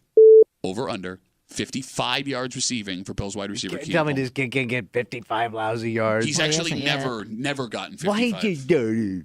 Never. I'm sure he did when he was down in Florida. Yeah, there's- playing college well, ball. No, like Yeah. everybody in the NFL was It's usually really why good. they get drafted. Yeah, that's Yeah, how so that he works. has it in him. No, I don't think you're understanding. Oh, What we're yes, I saying. don't think you understand. Let me explain it to you how wouldn't be in- running works. It's one foot in front of the other. Catching, actually. And you have to catch the ball. Understand? Catches are very tough in this league. You would. Why? I'm going to eat all the French fries in front of you right now. Are you doing Barney Rubble? I don't know what you're doing here. Doing you talking. You talking Rubble while mouth. eating French fries. Gotcha. All right. Over under. What was the question? 55 yards receiving for Bills rookie wide Of receiver. course he's going to get it, man. Josh is going to feed this kid. It's going to be a celebration. What I know. The only show where a man laughs at himself. And then forgets a question. Tommy be like, let's check in on Keon Coleman from yesterday. 1 on the play clock. Here's the snap. Back to pass, and it's complete to Coleman. Gets away from the tackler. 35-30, 25-20, 15-10, 5, and he somersaults into the end zone for a touchdown. 49 yards. Oh, I got the rookie sticks it in the end He zone. stuck it. 49 yards. That was the play of his career. thus Plus, there far. was more yards, right? That changed the game yesterday, and all he needed was. And he just tiptoed down that line. That's right. All he needed was 6 more yards. 1 more catch would have done it. I didn't get this no one. problem. Oops, sorry. Nope. I didn't. Oh, I got it. No, it No, doesn't. No, Ross no, is no, on the no. You wrong can't one. take it back. How? Keon Coleman, 1 catch for a touchdown. That was 49 yards. Wait, that's the long. only yardage he got all That's day? the only catch he had all day. There was that catch that hit him in the head. Yeah. That Yeah. he would have caught that. What about the somersault? That adds yards. That- doesn't No, it doesn't. it? No, actually. because he did a somersault in. Yep. Here's the thing. I don't know how to feel What about a rip. I don't know how to feel about Coleman's performance yesterday either. I mean, I love the fact that he was 6 yards off of you actually hitting something. Oh, it's great. So here's the thing. He's a baby, so this will happen, right? Like, Yeah. he's feast or famine. Yeah. He takes the ball off the helmet, and that is embarrassing. He then makes a great individual effort on that play we just played for you, Yeah. and that's a touchdown that turns the game on its head. It changes everything. He then takes an offensive pass interference on the last That's play of the weird. drive, but he's doing that to prevent a pick six, which would have ended the game in that moment. I mean, he still needs time, and he's on schedule. But Bills fans are getting impatient with him because they Well, there's a looked at lot him as to the new put on Diggs. a rookie. Yeah. I mean, I don't blame him. Like, I don't know what to think. Well, he's coming along. I think so, right? But What'd you say? Who else you got? the situation that he was put in makes what's happening here look worse. He shouldn't have to have as much responsibility as he does right now, kind of thing. Like, he shouldn't be the number one guy. Yeah, what he was yesterday. I Yeah. mean, Kincaid was covered. Yeah. Look, I would like to not see balls hit him in the head. That would be kinda nice, funny, though. right? But outside of that, The back of the head of all play. You know what I mean? Like, not even looking at the no, ball. yeah, like it hit him in the American flag in the back of his helmet. So you're 0 for 3. But it's okay, man. You got 2 more. That was a close one. Yeah, but And the Diggs was pretty close too. and the Diggs. No, he didn't come close to the end zone. No. Well, he could have. They would have let him. That's what the defense does. Let's get to our 4th pick from Tommy on Let's get Friday to know it. here on CMF. All right, so what's the next question? So the Bills win by at least 2 points. 2 lousy points. That would be, yes. 2 Are you kidding me, man? You think this team's got more? This team's got more than 2-point win. Bills are 500 against the spread this year. Just a heads up. Okay. I'm just letting you know. I'm giving you all the data. Why does anybody talk to you? Does anybody talk to you outside of this room? My wife talks to me. Feels like you're stalling right now. So you have do the Bills win? Do the Bills win by 2 points or more? Yes, I think they're going to win. Okay, so just 2 Yeah, points. I think we're going to see a hell of a game. Okay, when you say a hell of a game, what do you mean? Well, I could get a lot of control down there in you think Texas. so? You think it's going to get out of Things are big in Texas, Yeah, Pat. yeah. You might see yourself a big longhorn blowout, a 10-point Texas style, grits on the side, New York City, Big Apple, Western New York. Okay. Yeah. Thoughts? What do you mean thoughts? I'm asking. How about you play the first quarter? Play the first half. Yeah, that How would about have you been play nice. the Yeah. first half? What a coma nap. Is that worse than a coma nap? Yeah, coma nap sounds nice. You went into a coma and you decided to take a nap in the middle of your coma. Okay. That's a coma nap. You know what? Outside of Tommy's pick, who's now 0 for 4 this week, that as a degenerate gambler, we told you last week that the Bills opened up as 1.5-point dogs. The line then moved in a matter of 3 days, 3 points. They were 1.5-point favorites when we taped that on Friday. After Ed Oliver and Khalil Shakir went down, they moved back to 1.5-point dogs. So that line, in a matter of 5 days, moved 4.5 points, which is insane. Insane. And here's the thing. What's that? If the Bills would have either A, hit that touchdown down the 15 and held the Texans, or managed to win that game in overtime, they'd have covered. Yeah. Yeah. So this is why you don't gamble. All right, you're 0 for 4. You got one last shot here. It's all right. Hold on. Maybe this one hits. Well, we haven't seen everything. We did. Actually, we did see. This is the last pick from Tommy here on CMF. Brian Duffy, not so fast, buddy. Let me tell you something, partner. What's that? I'm talking Texas right now. Yeah. This game's going to be a hell of a game. I've never But in hated the anybody. end, I'm sorry. Go ahead. In the end. Stefan's going to – it's going to be a lesson for Stefan. Oh, yeah? He's going to get his comeuppance. Okay. He's going to learn a lesson. Okay. And I think what you're going to see from him – because I do think Stefan's a cool guy and he's a little misunderstood. And I think all that John he was doing is going to come back to bite him in his ass, Texas style. Okay. In And what I way? think he's going to apologize for the way he's behaved No way. towards the Bills No way. after this game. What a stupid take. He hasn't done that at all Has he- his did he- entire career. That's what So you're this saying game's there's a gonna do to first him. ever Stephon Diggs apology. Right. So to be clear, I think he's going to talk to his buddy Josh, and he's going to apologize for what he did. He doesn't think- because he We'll kind of never brought this know. on himself. he doesn't think he did anything wrong. Yeah. Okay, so Stephon Diggs, certified Stephon Diggs apology. Before For the way we're he back did- on the air. Before we're back on the air on Monday. For what for his conduct off the field and what he Okay. said about the team in what was it, GQ? Yeah, Who GQ. even reads that anymore? Now, we have audio Okay. that we cannot play because it's in the locker room and there's just too much background noise. So I will But you can ask- kind of hear the tone of his voice. Yeah. It's Oh, kind of hey, we have apologetic. the no, quote. not even It's- yeah, close. the exact okay. quote. What do we got, Kimmy? Stephon Diggs, after the game in the locker room, said, playing my old team, I'm not going to sit here and act like it was just regular. It meant a lot to me, and it was reassuring that the guys around me knew that it meant a lot to me, even if I didn't say it. By the way, I love how apologize. that's not what happened. no. So you can go ahead and give him the You're buzzer. good. No, I love how Diggs thinks like, oh, I didn't say it out loud. My so, team like- rallied around me. This was a win for me. Well, that's like, Essentially first of what all, he Dick. Second of all, but like, I thought I played it pretty cool about not letting people know Yeah, that this right, game was important. Ladies and gentlemen, What? we have history. Oh yeah. How about Big Paul? Somehow, despite the statistical impossibility of over 2 weeks not hitting a single pick, Tommy is 0 for his last 10. It's a run. You have not hit a pick No. since it was 90 degrees in Rochester.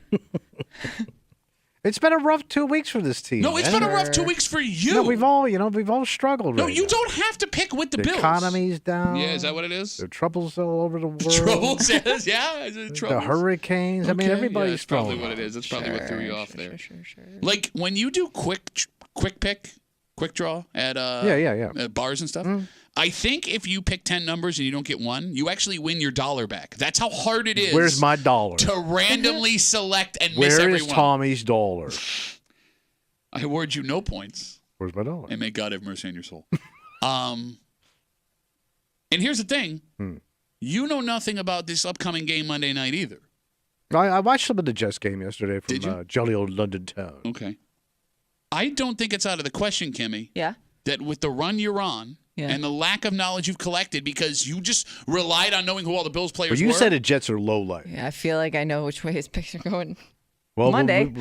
I think you think the Jets can't do it. I don't think the Jets can do it, You but think I'm they not picking. stink. But you also have to remember the Jets, for whatever reason, no matter how bad they are, always play the Bills tough. It's like their kryptonite team.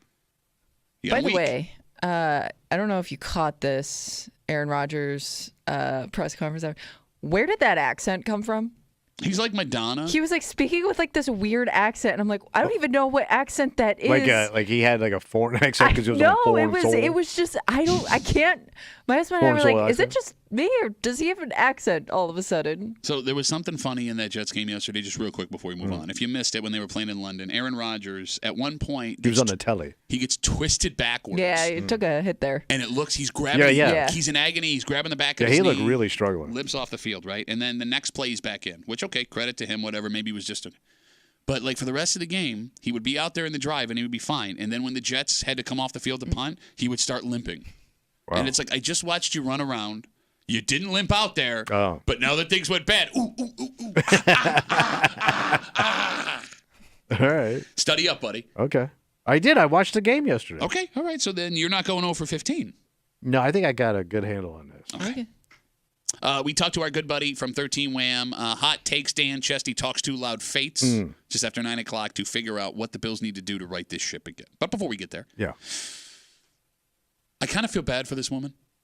What'd she do? Well, look, it was an accident. This was an accident. Well, people And are human. look, having this thing in your car is against the law. So, I mean, she should have been arrested. Had a thing. Yeah, if the allegations are true. But this thing would not have been discovered had it not been for this legitimate accident. And it makes you wonder how many people listening to our show right now may have things in their car that, if something were to go wrong, gets them arrested. Oh. And we'll get into it next here in the break room on CMF.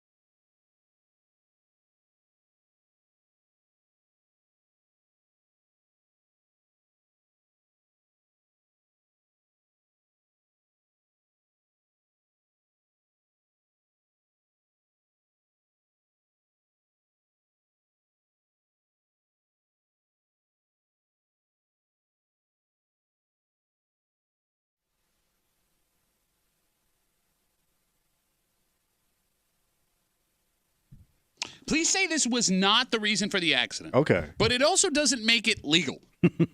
And we like to think that our car is a private place that nobody ever goes into. But that's probably what this one was thinking before what allegedly happened.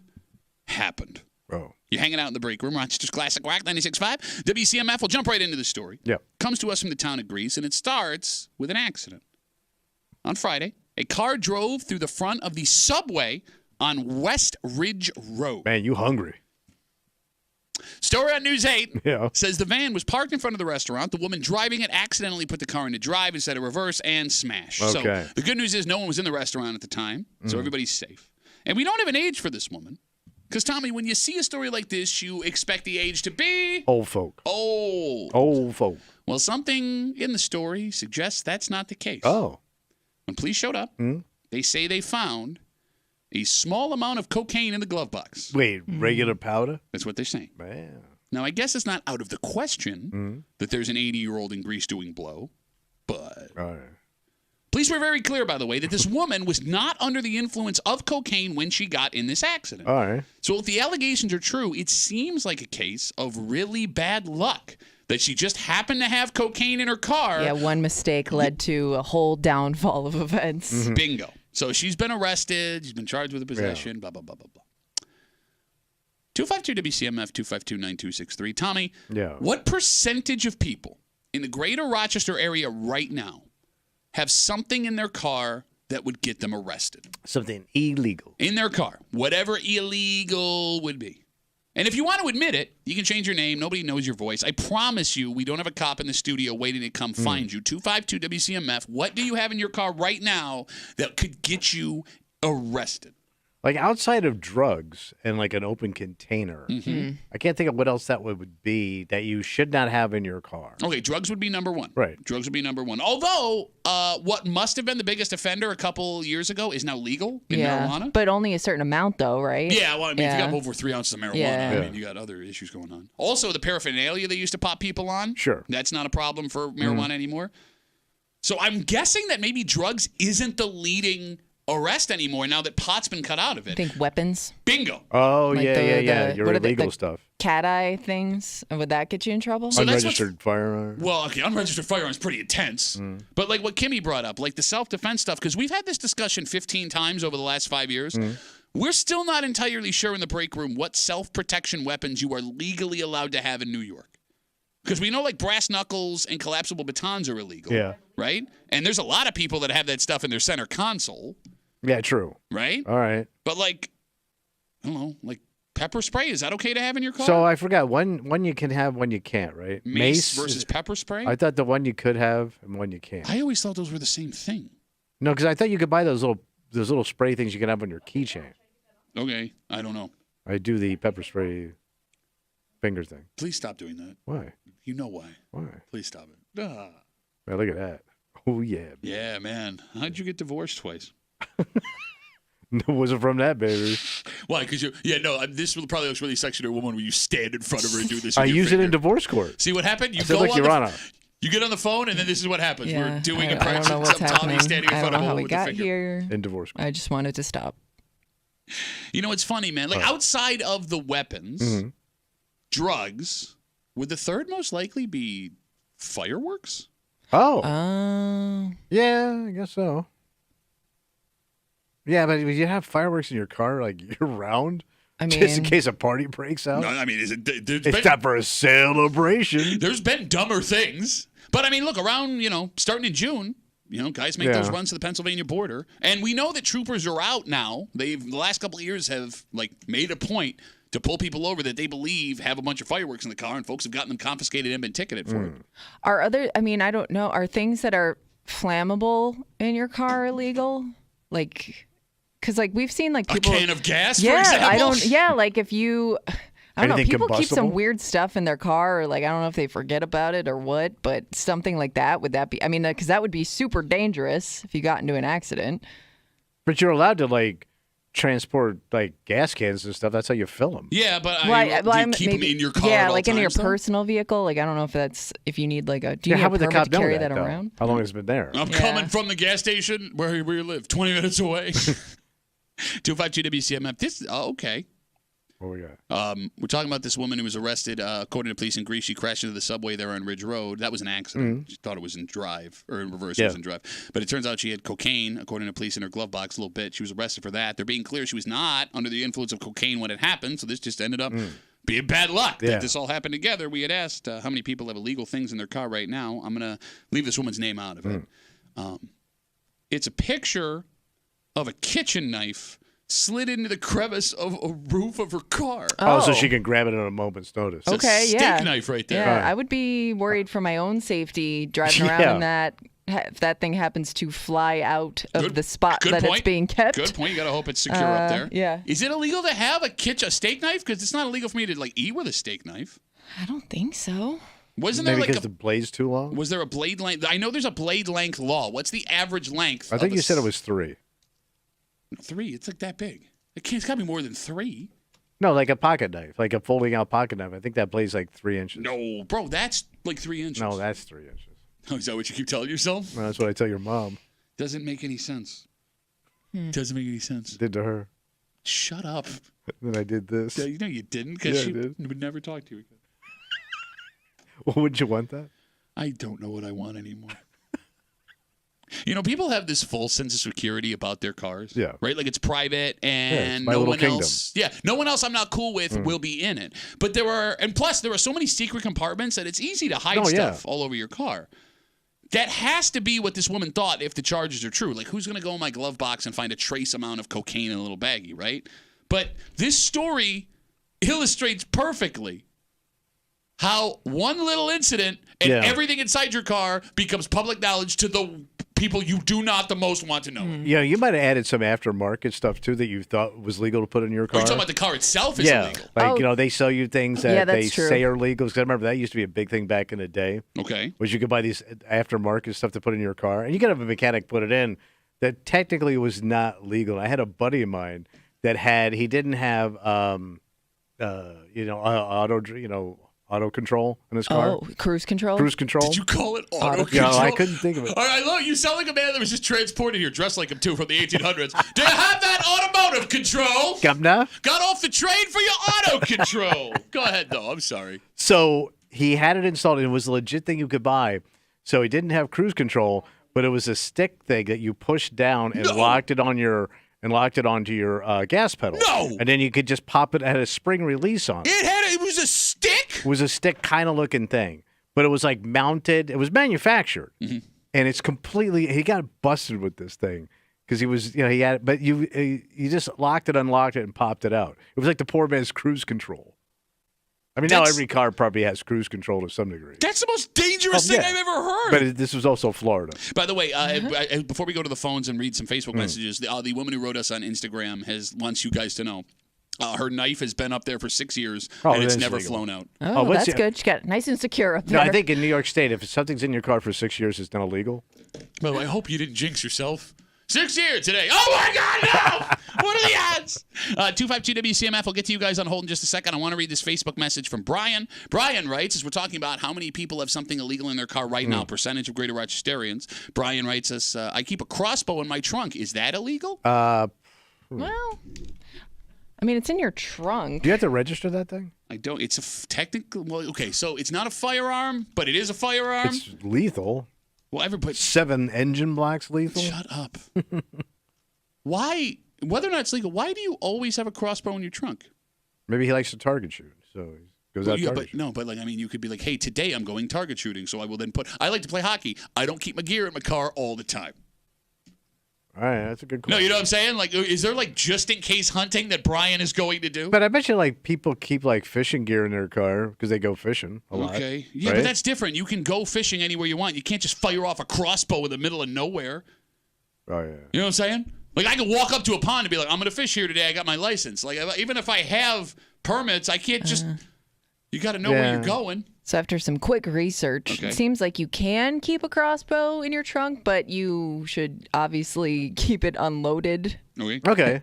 And the safety features turned on. All right, Brian. So listen to Kimmy there. Thank you. I had just a quick Google search, so you may want to do more research on that before you put one in your trunk. We'll get back to the Facebook messages in a second. Let's talk to Cody, 252 WCMF. Hey, Cody. How are you, buddy? I'm good. How are you, Duffy? I can't tell if you're doing a voice or that's just your normal voice because you're such a dork. But go on, Cody. I'm sorry. I am a dork. You're right. So I had a trouble finding, kind of thinking of things for private vehicles. There is one that I came up with sitting here on hold, and that's the kind of feeding off of the open container thing. Since COVID, it became a lot more common to get alcoholic drinks to go from restaurants. Mm-hmm. That would technically be illegal to have in the vehicle. So are we sure? Because actually, I'm sorry, before you go on, Rich just wrote us. He said, I took an open bottle of Fireball out of my back seat that was there for Bill's opening day. I never drank it while driving, but is it illegal to have a broken sealed liquor bottle while you're driving in the car? Do we know that? Yes. It is? Yep. Yeah. Actually, I looked this up not too long ago just because I was having a little get-together, and I wanted to see if I got pulled over, where can I carry this stuff? It has to be either in a locked box or a locked cooler, or it has to be in your trunk out of the passenger compartment. Interesting. But my original thought, and I'll be quick for you guys, is in commercial vehicles, and by commercial, it can be as simple as a pickup truck with a DOT number. You can't have certain things that a normal passenger vehicle can, such as more than 10 gallons of fuel. So 2 5-gallon gas cans, one more drop above those, that's technically illegal. Bee spray. A can of bee spray is considered hazmat. You can't have that in any vehicle that's considered commercial. Do they take that seriously, though? Oh, yeah. Really? Yeah. Actually, I drive, I'm a landscaper. We just have pickup trucks and trailers, but they're commercial vehicles, DOT numbers. Occasionally, we get stopped for DOT stops, either on the highway, or I even had a trooper once just stop and frisk out of nowhere. We're going to do a DOT inspection on your vehicle. That's part of it. They have to make sure you don't have any of that on you because it's considered hazmat. You have to have a special license for that. All right, well, Cody, thank you for that information. I'm never going to use ever because I'm never going to have that job. But thank you. I appreciate that. You're welcome. Oh, sorry, I hung up on Cody. Sorry, Cody, that was an accident. Work 18 hours and what do you get?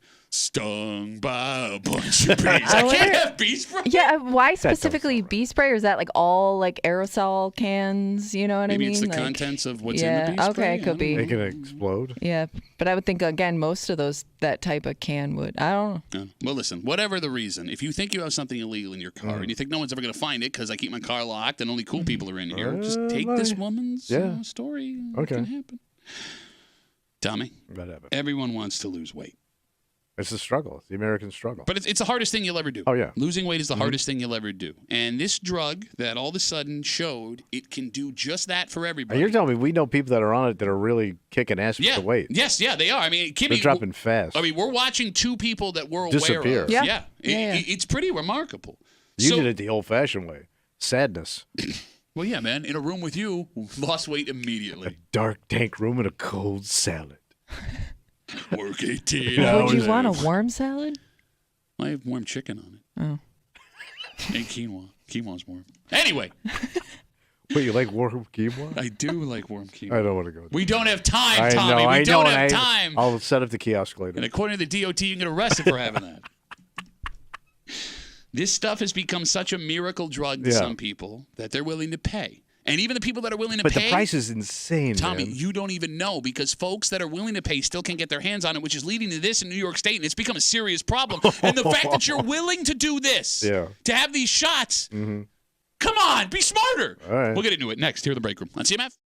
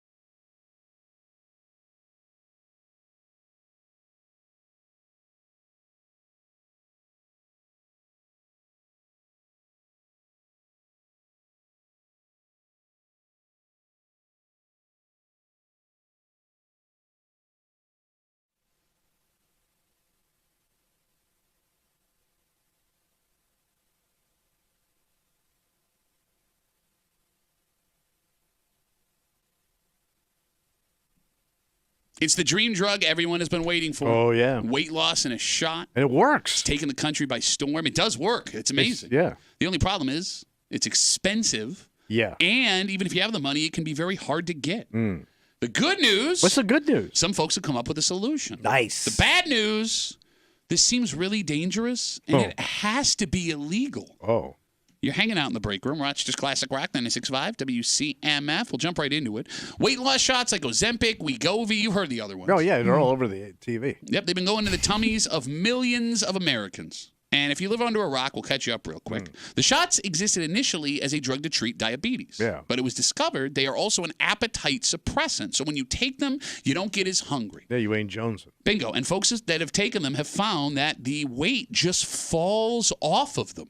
We've seen people disappear. Yeah, they're losing dozens of pounds. Quick. And because of that, people started doing whatever they could to get their hands on these drugs. Now, they're prescription drugs. You need a script from a doctor. And even if you get a script, depending on where you get them from, you can spend thousands of dollars a month on these things.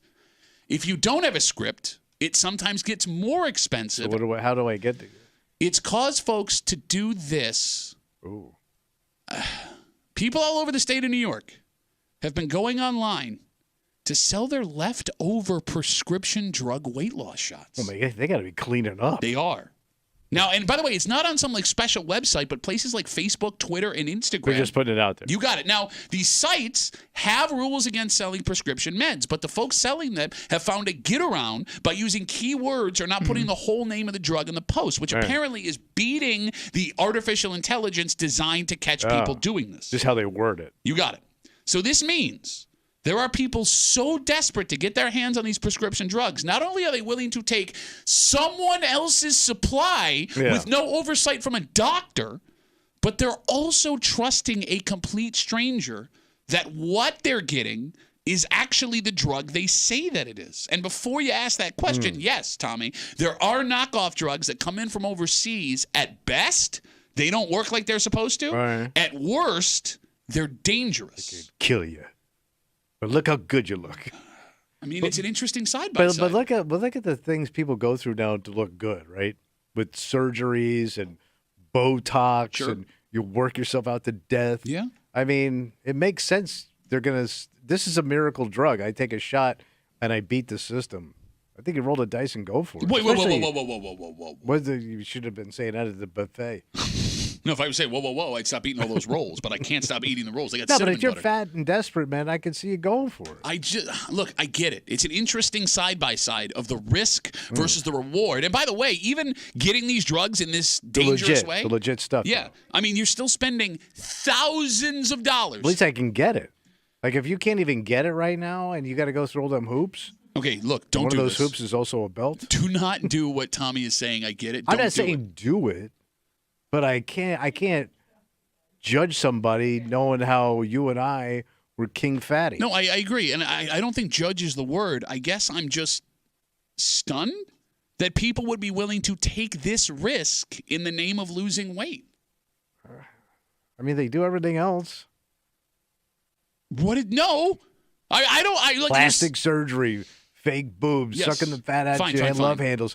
Those are really dangerous operations. I guarantee, and I know it's People a will go places to get them cheaper too. Yeah, no, they you're run right. to Mexico. You're right, and don't do that. But like, I guess what I'm getting at is, Guadalajara. I agree with what you said about the liposuction and the facelifts and all that stuff, right? But in that scenario, you are under the care of a Yes, you doctor. are. That is a doctor. True. In this case, there is no doctor. Yeah, this is just you Googling stuff, right? Yeah. And you're trusting a stranger. You are trusting a stranger with something you're about to put in your body. But if it says like Ozempic on it or Wegovy, How could you do that? How could you fake that? no, but it looks like a legit sealed product. Look, they come in, bro. There are knockoff drugs from overseas that are not the drugs. And to your point, like if you've never been on it before, how do you know what it's supposed to look like? Well, I mean, maybe you've seen it before. Well, it looks like the commercial.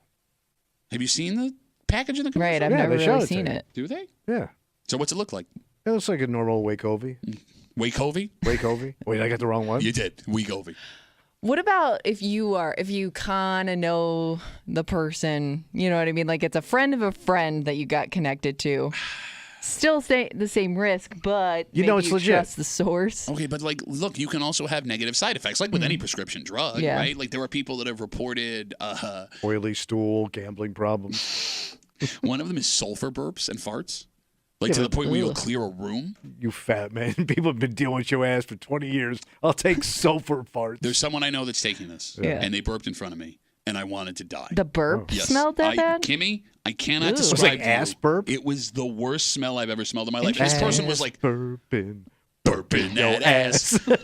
They were wildly apologetic, and they felt terrible Right, about but it. it So stinks they that bad. knew. But like, yeah, there are side effects you can have where you would have to go to a doctor and be like, something's wrong, and you would have to go to a doctor that was not aware that you were taking Right. this. You'd have to explain how you got it in the first place. And the doctor's going to say, get off it. That's Yeah. what they're going to tell you to do. But let's say I started taking it, right? Yeah. And I got some left over. You saw I lost weight. Mm-hmm. You'd take it. I don't know if I'm taking it. Like, if I get the prescription, I'll take it. If I'm not buying it from someone I don't know. What if you can't get it? And by the way, I give it to you.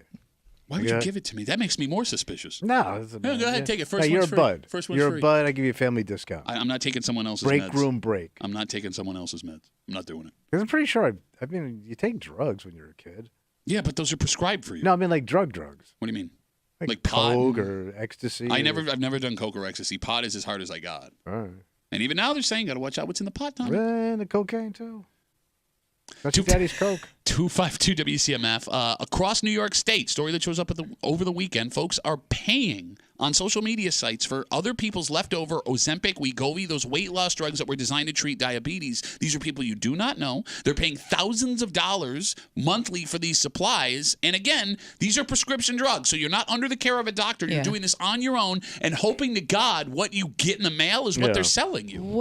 I guess I'm struggling to figure out where it's coming from. Like, how does somebody have extra if they're on it? That's a good question. You know what I mean? That's a good question. Like, is it somebody that stopped taking it, thought this is it for me, so they sold whatever they had left? It's possible to supplement the cost for them, that they're only taking less than what they're supposed to, but it's still doing the job that it's doing it for them. I don't know. Because I'm guessing, like, and if you're somebody that is buying it in that way, like, is it sustainable? Like, can you keep going to the same place for it, or do you have to keep bouncing around trying to find shopping it? I would assume it's a second one. And by the way, I'm sure there are also people, like we've seen with other prescription drugs, that don't use the drug. They get the prescription because they can get it, and they use that as a way to make money. Okay. 252 WCMF. Let's talk to Trent. Hey, Trent, how are you, buddy? Good morning. Hey. South Park did a whole episode on this. I saw that episode. It was a good episode. It was a real good episode. It was. And if you can't afford the drug, they prescribe Lizzo to you. Now, Trent, did he say South Park? Yes, it's actually, I encourage you to watch this because it's actually a brilliant episode. It explains everything. But Trent brings up another good point. What's that? In this South Park episode, not to use it as canon for the world, the kids are having such a hard time getting it that they start buying the peptides. What are those things called that are the active ingredient? Doesn't matter. From labs in the Middle East, and they start making their own, which is also something that people have been doing. Trent, homemade Ozempic. Trent, they learned it from YouTube. Yes, but it blows my mind, Trent, that people are willing to mix their own drugs with no experience to try and make this work for them. Yeah, I don't know why they just do it the hard way. I'd lost it all this weight without the drugs.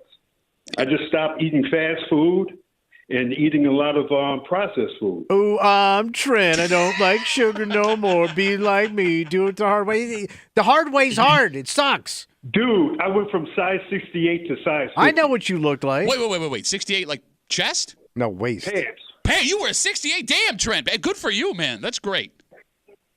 But Trent, here's the thing. But everybody's got that. You were a fat guy. I was a fat guy. And Trent, by the way, the struggle stays with you your whole life. Exactly. It sucks. Trent, we've been talking about this off the air with the Wegovy drugs. Like, you and I are convinced, Tommy, this wouldn't work for us because we didn't eat till full. I ate through the pain. We ate till we hated ourselves, right? So it's not about me being hungry or not. I just want to keep shoving stuff in my mouth. Yeah, exactly. Like, Trent, do you feel the same way about these drugs? Yeah, where do you get your oral gratification?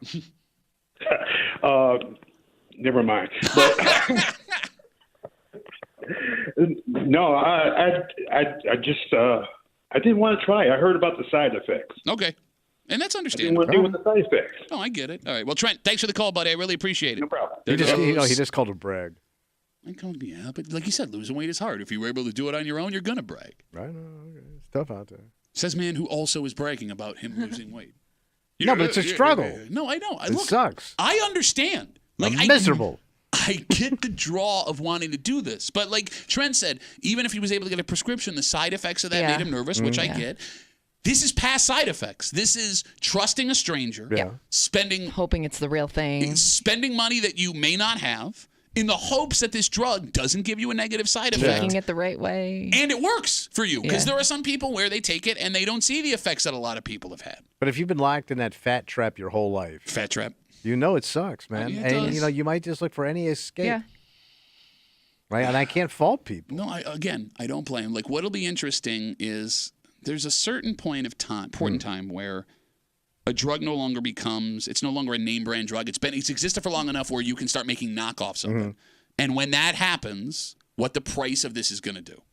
Because, like, if it becomes affordable, like, you know, Viagra, you now have a bunch of knockoff Viagra pills. Right, and they work. Yeah. And, I mean, they're legitimate prescription pills, right? Like, they're just not as expensive as they used to be. And you still get a quality bona.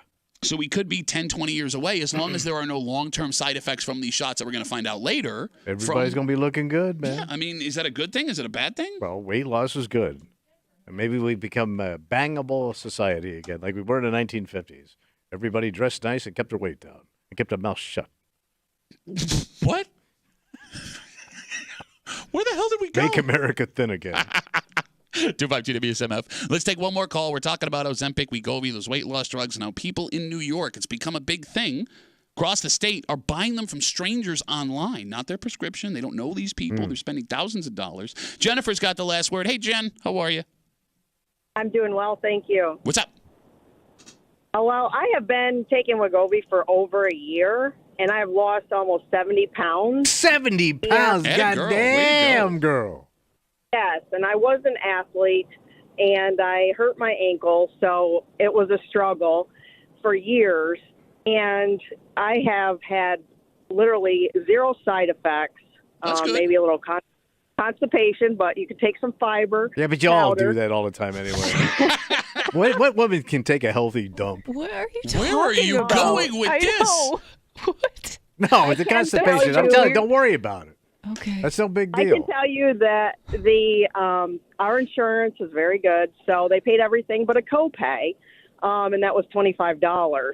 And I had a friend that could not get it through their insurance, and I recommended going online, and you can get Wegovy for at least 30 days for free. When I went on, I got a savings card. I downloaded it to my app, and now I'm paying $0. Wow. So people just need to go and research themselves. Well, Jennifer, you also said that you have really good insurance, and then you brought up your friend who they got a 30-day supply for free. After that, what did it cost them? Bend over. I'm not sure because I didn't follow up. Because that's a pretty valuable piece of information for the conversation, Jennifer. No, but I saw like things where it could cost you like $1,000 a month. Yeah, people are spending $1,000 to $1,500 a month outside of insurance. Which is Not that much anymore. Okay, well, that's not good. That much. All right, Jennifer, let me ask you this question. All right, so you take it, it's a once-a-week shot, right? It is. Okay, so I pass out with shots, just so you know. Say that again? So I do get very faint when I give blood. Okay. So I actually have been able to do this to myself, and you can literally feel almost nothing. So and what Jennifer's saying is don't sneak up on her something. and give her a shot because she'll pass out. Jennifer, I guess what I'm asking That's is, let's say that you could go, because you could probably have similar effects just taking 3 instead of 4 a month, right? If you were offered $1,000 for one of your shots a month, would you consider selling that to somebody else? Definitely. That's so illegal, Jennifer. You asked her a question. I know it is, but I actually took my friend's daughter's Wegovy when I first started because I wasn't sure if I would actually do the shot. Mm-hmm. And she was on the lowest dose. She didn't want to do it anymore because she had a really bad stomach ache or stomach flu or something, but it had nothing to do with Wegovy, she discovered. And so I actually used her leftovers. That's how you kick-started it. I did. Because it was very difficult to find over a year ago. Now they have zero. I was going all over the place. I was going to Watkins Glen. I was getting my prescription changed. She's getting it from Tony Stewart. To take whatever they had. He looks good. Yeah. Hey, so if you go off it so the now, milligrams change. so do you have to stay on it for the rest of your life, or can you go off it and then you're going to gain a little weight back? Yeah, sometimes I go like 10 days or 14 days because it was to the point where I could literally hardly eat. Like, it'd make me feel really sick. Okay. You could only take a couple bites. So, and then you want to eat the house down once you go off it. So I think I'll have to do it the rest of my life, which I don't care because I look damn good. I went from a 16 to a 6. Damn, I don't know what that means, but that sounds great, Jennifer. So the old man's all over you now. That's right. Even with the sulfur burps? I have no sulfur burps. Yeah, nobody's willing to tell you, Jennifer. But look, we're happy you lost that weight. We're really excited for you. Thank you for the call. I appreciate it. Yes, no problem. Thanks. There goes Jennifer. That's a lot of things that happened back there. Yeah, but I wonder though if that's like a normal experience for people. Like maybe they try it because somebody else. I don't know. Like, is it like a word of mouth thing, and that's where you get interested in trying it because you know somebody who's already tried it or is on it? Yeah, probably. It's just the idea. I guess I could see the temptation of trying it out like Jennifer did first without a doctor's recommendation. The idea of going to the doctor because this works for me, I get that. Yeah. The idea of taking someone else's stuff blows my mind. But kickstart it, yeah. I mean, look, we can have this argument all day. Sure. I don't know where I got to change anybody's mind. No. That being said, we got Dan Fates from 13 Wham, Dan, Chesty, Talks Too Loud, Hot Takes Fates. Is he in an airport again? I think he's home, which is disappointing. Although last time we talked to him at home, his daughter was screaming at him the whole time. He's got a lot going on. The man cannot do a clean phone call. So we'll get to him in just a little while. But before we get there, they say the American dream is dead. Oh. Turns out that's not true. Oh, good. But it's going to cost you an effing fortune. God damn. Next year at the break room on CMF.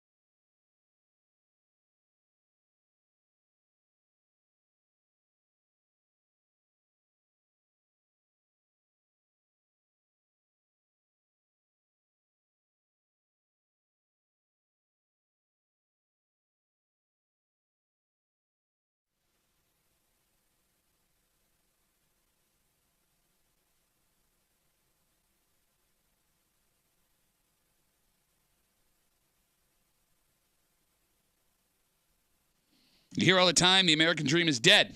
Well, how do we get it back? Well, we don't have to get it back. It's still here. Oh, where is it? It's just going to cost you a freaking fortune. Oh. You're hanging out in the break room, Rochester's Classic Rock, 96.5, WCMF. We talked to Dan Fates from 13 Wham about what the hell happened yesterday, and I feel like we're going to have a fight. Oh. Because I'm going to throw out my theory, like whatever McDermott did yesterday at the end of that game, he was going to be lit up this morning. Yeah. And we'll see. We'll see. All right. Just after 9 o'clock here in the break room on CMF. An annual study by some investment folks have discovered what you have to earn over your lifetime to achieve the, quote, American dream. How much bank I got to have in the bank? You got it. And when I say American dream, just what our parents and grandparents had. Owning a home, being able to retire, taking a vacation with 2 kids, cars, things like that.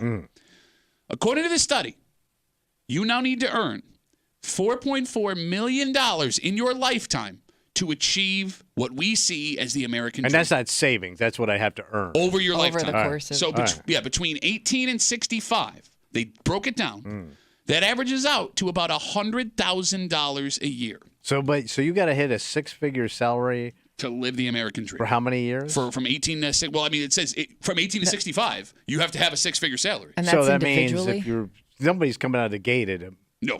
So you would have to raise your salary enough to make at up the end, for to catch up to the lean years. Bingo. Everybody's screwed. Yeah. Well, not Because that's everybody, but not most people. comboed salary. That's per person. So there's some things you can combo here. Okay. Right. For example, your retirement, they say you need $1.6 million saved to retire comfortably. Your spouse can help you with that. $1.6 million. At 65 to retire comfortably. And that's, again, this is not extravagant. This is the American dream that we saw from our parents and grandparents. Owning a home, you would need to make $930,000 for that. That you can split with a spouse, Kimmy. Okay. Raising 2 kids costs you $832,000. That you can split with a spouse. But then comes the stuff you have to do on your own. Owning new cars, $800,000, and that says new cars. Big weddings cost an average of $44,000. Having a pet will cost you an average of $37,000. And they even include paying for your own funeral, Wow. $8,500. What if somebody ate my pet? Then I got to get another pet. Yeah, but I mean, Still You're eating the pet. dogs. it's going to be 17,000. Yeah, so Eating you're the up- cats. You're up another 17,000 there. The other funny thing here. Everybody's in the hole. Well, yeah, I mean, look, man. Anybody that is under the age of 50 years old is hearing this and going, "Yeah, obviously." Right? Everyone over 60. He doesn't know what he's talking about. These numbers are wrong. Now, how do I see these people that had like regular jobs and they retire? I mean, What are they doing? They may have a job with a pension. Man, where do you get those? They may be living way under their means for the ability. All And here's right. the thing: people that are retiring now may be the tail end of the American dream. They may have caught it just at the right time. So like my brothers. Yeah, I mean, think if you're 65 now, That's me. you would have been 18. When were you 18? I was 18 in 77. Okay, and you graduated from high school. You had a really good job as a meat cutter that paid you the equivalent of $80,000. Something like Yeah, that, did they let me go? You left, and they should have let you And go I because you were struggled. That's not stealing. accounting for all the the amount of Razor product blades. you stole and Yeah. saved money on that. And then, like, the money that you could have saved, but you spent on pornography. And then the money you could have saved, but then you blew out your back window looking at pornography. And then the money you could have saved, Well, but who then knew you, those two things were connected? you dated skanks that would do the things that you saw in pornography. Pornography was your downfall. He did save a lot, though. He made all up for it all by moving into his wife's house. He did do this. Yes. Attaboy. Saved him a lot. So, yeah, I mean, unless you're averaging around $100,000 a year from 18 to 65, according to this, the American dream is no longer feasible. And you got to bank it on top of that. Yeah. Like you can't be Yeah. like jerking around. Well, they do factor in, this is the biggest slap in the face This is the part. big crush. Again, it will cost you $4.4 million to live the average American dream that we saw our parents and grandparents make or live. They include an annual vacation in here because that's the standard American dream that we once knew. And that will cost you $179,000 over the course of Over your your lifetime. lifetime. So, I mean, you cut that out or cut it in half, it makes That it helps. easier. Because then you have no no fun. vacation. Yeah. Nothing to look forward to. Well, I mean, you can have time off. You can go to, like, Strong Museum of Play. But, yeah, taking, like, a legitimate Yeah. vacation annually. It blows my mind. Annual big vacation? Who still takes a big annual vacation? All those people on cruise ads. Do they go annually? Oh. You know those I people mean, some in the ads people- are, what's that? they're actors, right? well, I guess what would be They a are. bit, what's considered a big vacation? Like if you drive, let's say you drive to, Myrtle Beach. or yeah, something like that. Yeah, Jersey Shore All right, Kimmy, do me a favor. for a week. 18 to 65 would be 47 years, right? Okay. Right? I'll go with that. Okay. Can you divide 47 by 179,000? Because that will give us our annual budget for a what vacation. they think a vacation Oh, yeah, should how be. far that's going to take. Exactly. I'm sorry, say that again. $179,000 over 47 years. Because that would have to cut out like booze. Well, no, let's see. Maybe the number's higher than we think. They it always is. go for the booze. Okay, why can we not do math on this freaking show? Can we hire one person that knows how to do math? Divided by 40 years? 47. Damn it. No. Hold on. Say the numbers again. 18 to 65 is 47 years, right? Yes. Okay. $179,000. Divided by 47. 47 years. Okay. 47 years. How did we find the 3 worst math people on the planet? I just forgot the numbers. Are y'all supposed to be smart? Who's y'all? Oh, you're always I went bragging to about summer your big school every year. I'm so dumb. I'm so about- dumb. From 6th grade until my junior year of high I school, went to West Virginia I went to University. summer school every year. I just wasn't listening. Okay. $3,800. $3,800. So an annual vacation of For $3,800 for a family of 4. You could go. I mean, that gets you pretty far. Yeah. I don't think so. You don't think so? $3,800 For 4? For 4 You could do a people road trip for somewhere. a 7-day vacation Well, with maybe hotel, maybe it's 4 or 5. 3 meals. Maybe it's 4 or 5. Maybe it's a long weekend. You can do a family. You can do a really good vacation on a family of 4 for $3,800. I don't think you're going that far. As far Listen, as you Pittsford. think. Okay, no. Well, Bro. you ain't flying anywhere. You can fly for $3,800. You ain't putting 4 asses on a plane for a week, coming back, and you think you got money. You can. And do, then where are you staying? You can do Disney outside of Disney's Yeah, packages. I hope you like Birmingham. You ain't going to no goddamn Disney. It's doable. Yeah, if your dad, No, wait. glass of Your water and just do a pizza 3-way. I look. You can do a lot of camping. Camping You could sucks. drive to some cool Are we places bitching and do a about lot a of $3,800 camping. annual vacation? Are you serious, Camping Pittsburgh? Are you sucks. serious? And we can't go out for cocktails. Oh my God! You can have a hell of a vacation. We can't go to that wet T-shirt contest I entered you in. Which is weird because you would have won it, especially in that sweater you're wearing right now. I don't. Vacations are always so goddamn expensive because everything's a premium. Kimmy, will you Google the average price of a Disney trip right now? Yeah. Thank It's you. 10 For a grand. family of 4? Yeah, 10 grand. It's not 10 grand. That's not the average price. You can. Are you on property? I mean, there's less expensive on. Are you property. running alongside the monorail? Okay, a baseline Disney World vacation cost for a family of 4, so 2 adults. 2 kids. 2 kids. Sure. Is it's a little over $7,000. There's no way. What's baseline through Disney? Yeah, I'm Okay. guessing it would be all you're in the parks. That's yeah. what I mean. And that's baseline. That's middle of the road. That's what it says. It says Okay. baseline No, that's Disney World base. vacation. Yeah, that would That's be low. No, base is middle. You idiot. Base is down here. Middle is here. Do you know what baseline Where's is? your basement? In the middle of your house? Okay, baseline is what you. I What feel the, sorry for your sump pump. Oh my God. Oh my my God. God. All right. A The family. base level of your home is the first level of your home. So No, base is a basement. No, basement. this is staying on property for 7 nights, including food, hotel, theme park tickets, and add-ons. So Okay, that's 7 days too. And that's no airfare, Oh my God. right? yeah, that would. I'm my guessing that doesn't include airfare. Look, I'm never Yeah. coming to you. It's like when they asked Bill Gates what You a gallon ain't of going milk. anywhere. No, a couple of years ago they asked Bill Gates what a gallon of milk cost. And he was like, I don't know, $15. Like you being a Pittsford ass, never having kids, have no idea what the world costs. You don't. Yes, I do. You only buy prepared food. yeah. You only get Why would you cook it high-end, yourself? overseas coffee and liquor. Like, don't sit here and be like, yeah, it's really tough for these. Overseas liquor. It's just Ireland. It's not that much overseas. Wait, It's the first overseas. It's pretty far overseas. It's not deep overseas. Okay. It's like right on the edge of overseas. All of the seas is deep, so it's deep overseas. Let's take one call. 252 WCMF. A man who knows how to do it cheaper. You all right? I don't know. Let's talk to Ben. Hey, Ben, how are you, buddy? This is entertaining because Tommy's so dumb he doesn't know what he's talking about, and he's too fancy to not go on vacation without alcohol because he's from Pittsburgh. Yeah, take And that. Pat, the word you're looking for is median. It's the average price. No, I know what the word median is, you idiot. We're trying to figure out how the word baseline is used in this article. Yeah, that's like your median. Your base is probably the cheapest. Don't say probably. Oh, my God, I hate Ben so much No, right now. it is the cheapest. Sorry. I was pulling the Tommy there. My bad. Well, You're Ben, you looking- just took a big you want the vacation. Didn't you just take a big vacation? You went cross Montana. country. Yeah. What We that, camped the entire time because we're not little bitches like Tommy is. And we cooked our own food because also we're not bitches like Tommy. did you bring a hot plate? Yeah, I did. I actually learned how to cook on a skillet and on charcoal on my vacation. Attaboy. So I thought it was an awesome vacation. That sounds great. Right, What you did and Ben going cross country. What did it cost you door to door, Ben? His dignity. One paycheck because I paid for my food and helped out a little bit with gas. Okay. But my one buddy, he had what was it? His truck was burning oil, so he spent just as much in gas or in oil as he did gas. So are you marking your way home? Man, how about Yeah. the sulfur farts in that car? No, we're not. None of us are on Ozempic, Tommy. You should be. Why you got to take shots at Ben? I'm fine, Tommy. I'm perfectly comfortable with my weight. Ben, thanks for the call, buddy. Have a good rest of the day. We have completely derailed. Yep. All right, let's try and get it back on track. Let's do it.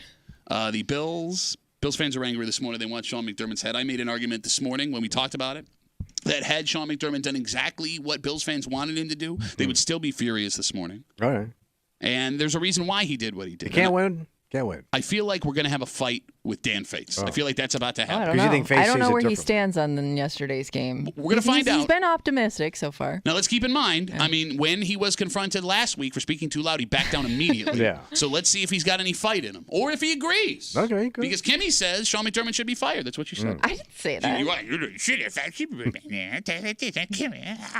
Never said that. From 13 Wham, hot takes, chesty, too loud talking, Fates. Next here in the break room on a postgame Monday on CMF.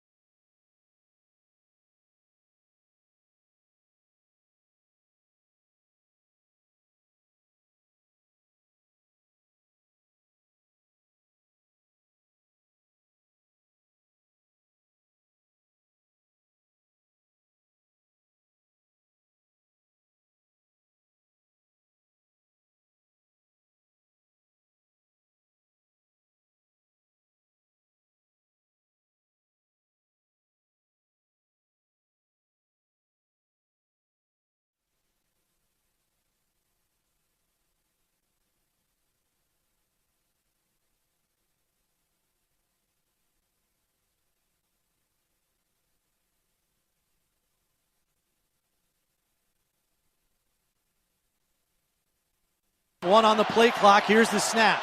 Back to pass, and it's complete to Coleman. Gets away from the tackler. 35-30, 25-20, 15-10, 5, and he somersaults into the end zone for a touchdown. 49 yards. The rookie sticks it in the end zone. Yeah, stick it, H-Town. You know, the last 10 minutes of that game, it almost was like two teams trying to lose the game. Yeah. Right? Both of them were doing everything they could to actively lose that game, right? Yeah. Between C.J. Stroud throwing a pick, coughing that ball Here, up. your turn. You try it. Yep, here comes now Stephon. you try to win. No, you go for it. Really, after you. All right, and the big topic this morning is the decision Sean McDermott made with 40-something seconds left yesterday. We're going to throw, we're not going to run. You're hanging out in the break room, Rochester's Classic Rock 96.5, WCMF. My argument was, for all the people that want McDermott fired and gone, if he had done what you wanted, you'd still be as furious with him, and I have reasons why. What I'm curious about is a man who we respect and a man who I'm sure will be talking quieter after he learned his lesson last week. Oh, okay. What he thinks. From 13 Wham, you don't want to be behind him in a TSA line. Please welcome Dan Chesty Fates. Hey, Dan, how are you, buddy? Good. I'm not in TSA. My 1-year-old is upstairs with my mother-in-law, so we should be good. Okay, I can't wait for like hate a to meteor to disappoint like people. crash through your ceiling because you just can't do a clean call, Dan. It I doesn't would happen. much rather be No. at TSA than at home with my mother-in-law. Don't put it. Why you got to do this to the kid? Why you got to do this to Bro, the kid? you know I'm right. Well, yeah, but I know. I'm I gonna know. stop You know what I talking have. to Rough. All right, Dan. But maybe she's one of the good ones. She's a good one. Attaboy. Way to go. Danny. Yesterday, Sean McDermott elects to throw the ball, go for the win, try and give himself some more space instead of running the clock out. And Bills fans are furious about that. Stories this morning about how it was the biggest coaching blunder maybe of McDermott's career. And my argument is this. With the Bills being 0-6, with McDermott and Josh Allen all-time in overtime, with the last time you played in Houston being an overtime playoff loss, knowing that the defense has gotten 4 straight stops and asking them to get a 5th in overtime would be very hard to do, and being aware that getting the ball in overtime doesn't mean you're going to be able to move it, I am arguing had he done the opposite, he'd have been just as lit up this morning. I would like to hear your thoughts. Yeah, it was a lose-lose situation for McDermott. And sometimes I feel like I'm a McDermott apologist. I do believe that he's one of the top coaches in the National Football League. People talk about that he's not aggressive enough, and then when he gets aggressive, then it's, no, he's too aggressive. That was stupid. Like, they were – I think also you need to factor in, like, I know sometimes it's impossible for us or Bills fans to be critical of Josh Allen because he's the golden boy, and I get that. But I don't hate the decision as much as I hate Josh Allen's, at times, decision-making. And we saw that. How dare you say what you just said. said? Yeah, I know, right? Hot takes. But, like, on the second down play, like, I don't think the play was absolutely designed, and again, not in the huddle, but designed to have a deep shot to Matt Collins. He had 2 guys underneath.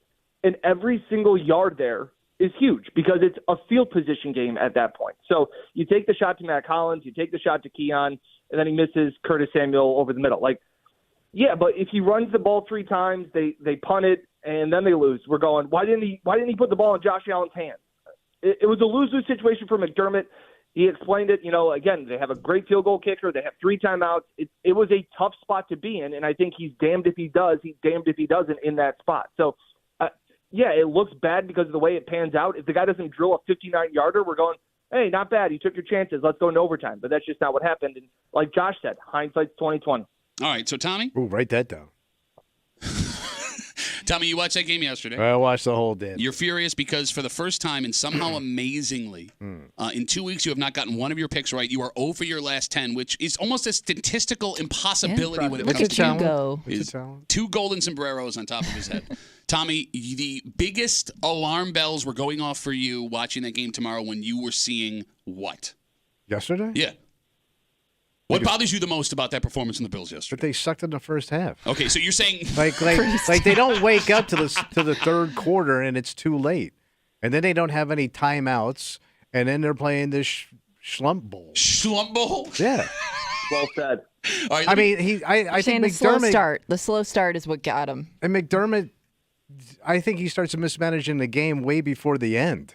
Can you give me an example? He has no timeouts. He's got nothing left. He's gassed everything out. Well, here's the thing. I mean, like, before you go on, And Houston had all their timeouts. And they said that the greatest thing about Belichick is He always had his timeouts, and he always had. Is this a second Belichick reference today? But Belichick always, yeah. Belichick always had the timeouts to get Brady in a position to win the game. Yeah, he did his job. Yeah. Here's the problem with that though. What? If you don't burn your timeouts, there's no time left on the clock when the Bills get the ball back. Yeah, but it's stacked problems that put you in these positions. Okay, all right, stack problems. Kimmy, your biggest alarm Like him bells. sitting there clapping like a seal, trying to pump up his team in the third quarter when they suck. By the way, it worked. You got nothing but stops, and he started scoring points. Old man wave. Kimmy, your biggest alarm bells. That kid doesn't tippy-toe down the sideline. You got nothing. Josh's lack of weapons. I said that I don't think that he right now has that go-to figure that you can. I mean, obviously, Khalil Shakir looks like he could be that guy. We don't really know yet because we're only 5 games in. And he didn't play, so I'm hoping that that's the case. But right now, he got some issues on offense. All right, so let's start there, Dan, with the lack of weapons. I'm sorry, go ahead, buddy. No, and to Kimmy's point, McDermott gets crucified for the management and all of those things. The defense bucked up in the second half and made plays. Like, even to Tommy's point, McDermott a lot of times, we've seen in games where they give up an opening drive touchdown, and then they don't give up anything afterwards. And, after the first drive, you're like, what is McDermott doing? He doesn't – they usually – and to Belichick's point, he always talked about that the game really started in the fourth quarter. They used to say, you're feeling each other out. Oh, boy, Tommy's going to have a field day with that one. But early on – What are you, my dad now? I bet you use that one on the radio tomorrow. I bet your phones light up. But the person that's not getting talked about or not taking enough of the blame in this one is Brandon Beane. This everybody eats philosophy is great when everything's working. It gets exposed when you're losing and when Josh has nobody to throw the ball to. Even Khalil Shakir, I know he's missed a game, but his yardages are tied for 44th in the NFL. He's tied for 52nd in the NFL when it comes to receptions. The Bills don't have a top 50 wide receiver. And with Khalil out, they probably don't have a top 100 wide receiver in the NFL. This is not a coaching issue. This is a roster construction problem. Ooh. And for them to move on from Stephon Diggs, who had another solid game last night, that is a massive problem. And for everyone that wants to rip apart McDermott, I can understand for some late game issues in clock management. He doesn't build a roster. He uses what Brandon Beane gives him. And so, this is a prime example of, everybody eats, and this is going to be great. Well, everybody's starving right now because Josh has nobody open. Ooh. All right, Dan Fates from 13WM hanging out with us here on a post-game Monday after a heartbreaking walk-off Bills loss. You brought up did you have something to say, Kimmy? Because I want to talk about Stephon Diggs. Oh, okay. No, you brought up Stephon Diggs. So a brilliant bearded man on the break room on Friday had made the statement based on statistical analysis that the better game that Stephon Diggs has, the higher the chance the Bills have of winning because the big games that Stephon Diggs have had in the last 2 years meant losses for his team. And what is so interesting about that is you said, Stephon Diggs had a good game yesterday, and he did. He had, 9 for 86, something like that? 6 for 82. Thank you. But as soon as it became the Stephon Diggs show, that's when they stopped moving the ball as the Houston Texans, right? He disappeared in the second half, except for these, plays that didn't really mean elongating drives. He had an opportunity to make a catch the play before that Stroud fumbles the ball and gives the Bills the ball on the 15-yard line. I mean, Fates, he had a good game, but in having a good game, he did exactly what Stephon Diggs does, which is why you don't want him on your roster. Wouldn't you have wanted him yesterday? I don't know, because I look at what he did yesterday, because, look, he's a number 1 receiver, according to him, and he's the number 3 on the Texans, right? But the top 2 guys go, and as soon as he became the focal point, they stopped scoring. Would Josh have drilled him in the back of the head with a football? To be fair, we can play. We don't know, Dan, to be fair. We weren't in the huddle. We don't know if that was the play. Fair. Okay, you bring up Keon Coleman getting drilled in the head with the football. Can we talk about him for a second, too? Because I feel like he's been put in an unfair position. And I want to know your thoughts. Yeah. Unfair position, how so? Well, people looked at him as the he's going to be Diggs' replacement. Exactly. And he's not. I mean, maybe he could be one day, but he's not. Chances are rookie's not going to be that right away. And he's feast or famine, right? You have that play where he gets drilled in the head, which I'm assuming is on him. Then you have that play where he makes something out of absolutely nothing and gets you back in this game. And then he has a play where he takes an offensive PI. He's not consistent yet. But then, the game before, he's using his body. Dan, this seems to me like a typical growing pain of a second-round wide receiver. Would you agree? Yeah, like this. I'm in no way am I saying Keon Coleman is a bust or he's not going to be a good NFL player. Like that's way too early to make any of those decisions. But it's the fact of, I think he's put in an unfair spot. But that goes again to that's what you were putting him in. Yeah. Like the team's putting him in that spot. So again, it goes back to you didn't trade up to grab a Brian Thomas Jr. who was probably in that range that the Bills could have made a move. Like, try stopping that. Like, so you can use that one on your show tomorrow.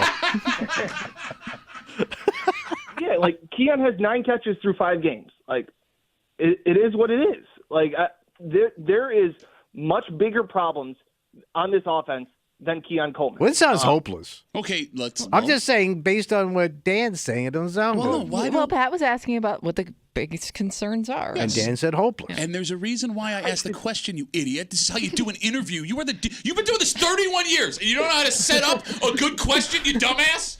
No, that's Channel 10. Hey, Pat, you're talking really loud. Can you just turn down just a little bit? Go F yourself with your ugly face. That's how you handle that, Dan. Right. That's how you handle that. Yeah, I wish. Dan Fates with 13 Wham. So with all of the lead up to this, with Dan's opinion that he gave us on specific instances from the game yesterday. All the information we've gathered so far. I then asked Dan, now knowing his takes on the 3 important points that would lead to this question, Dan, what is the solution as you see it? Oh, boy.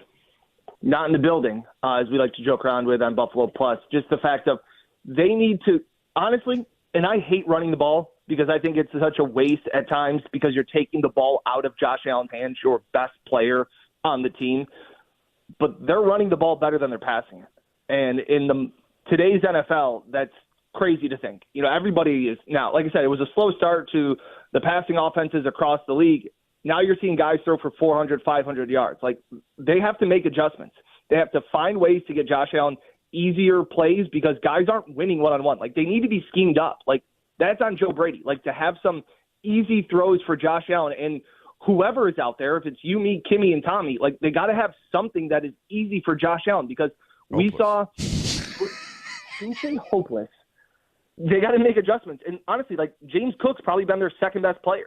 Like, you got to feed him the ball. It's tough, though, to Tommy's point, to run the ball when you're down 17 and 14 in the second half the last 2 games. All right, so, Dan, the big solution from all the general managers on social media that are Bills fans. There we go. So, Tommy, for those who don't know, and I'm saying for those who don't know without looking you in the face and be like, here's what's happening, stupid, because you don't pay attention. I'm listening. The Las Vegas Raiders have Devontae Adams. He is a wide receiver. He, at one point, was one of the best wide receivers in the NFL, paired up with Aaron Rodgers. He is now 32 years old. He has not played in 2 weeks. He will fit under the Bills' cap situation, but they would have to give up a 3, potentially a 2 second-round pick to go get him. How much gas is left in this guy? That's the question. Dan, is Devontae Adams the solution? He would definitely fix a lot of things. Oh, don't do that, Dan! Oh, Sorry, so there is hope. What? You don't think he would make the Bills' offense better? I think it's a terrible idea. I said the same thing, but Pat is very against this. Terrible idea? Yes. And Did you watch the game yesterday? I watched all of it, baby. I watched all of it. All right, here's my concern. Are you ready to be schooled? And look, you can feel free to bring this back to your little Buffalo Plus when you're done. Feel free.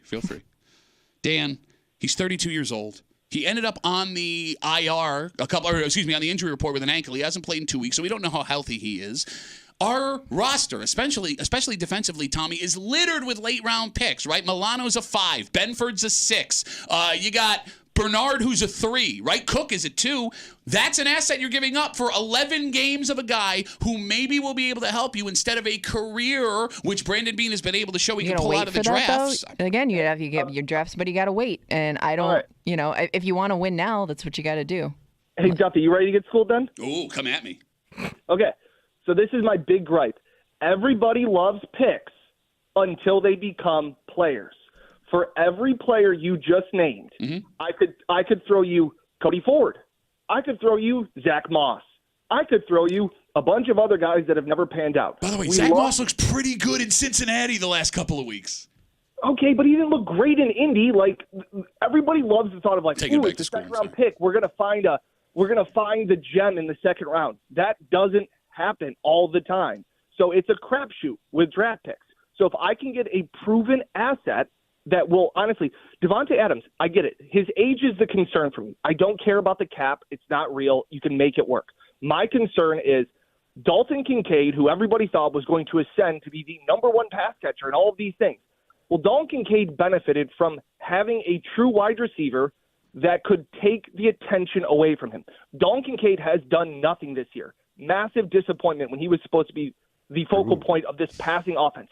It is tough to be a tight end in the National Football League and be the focal point of an offense.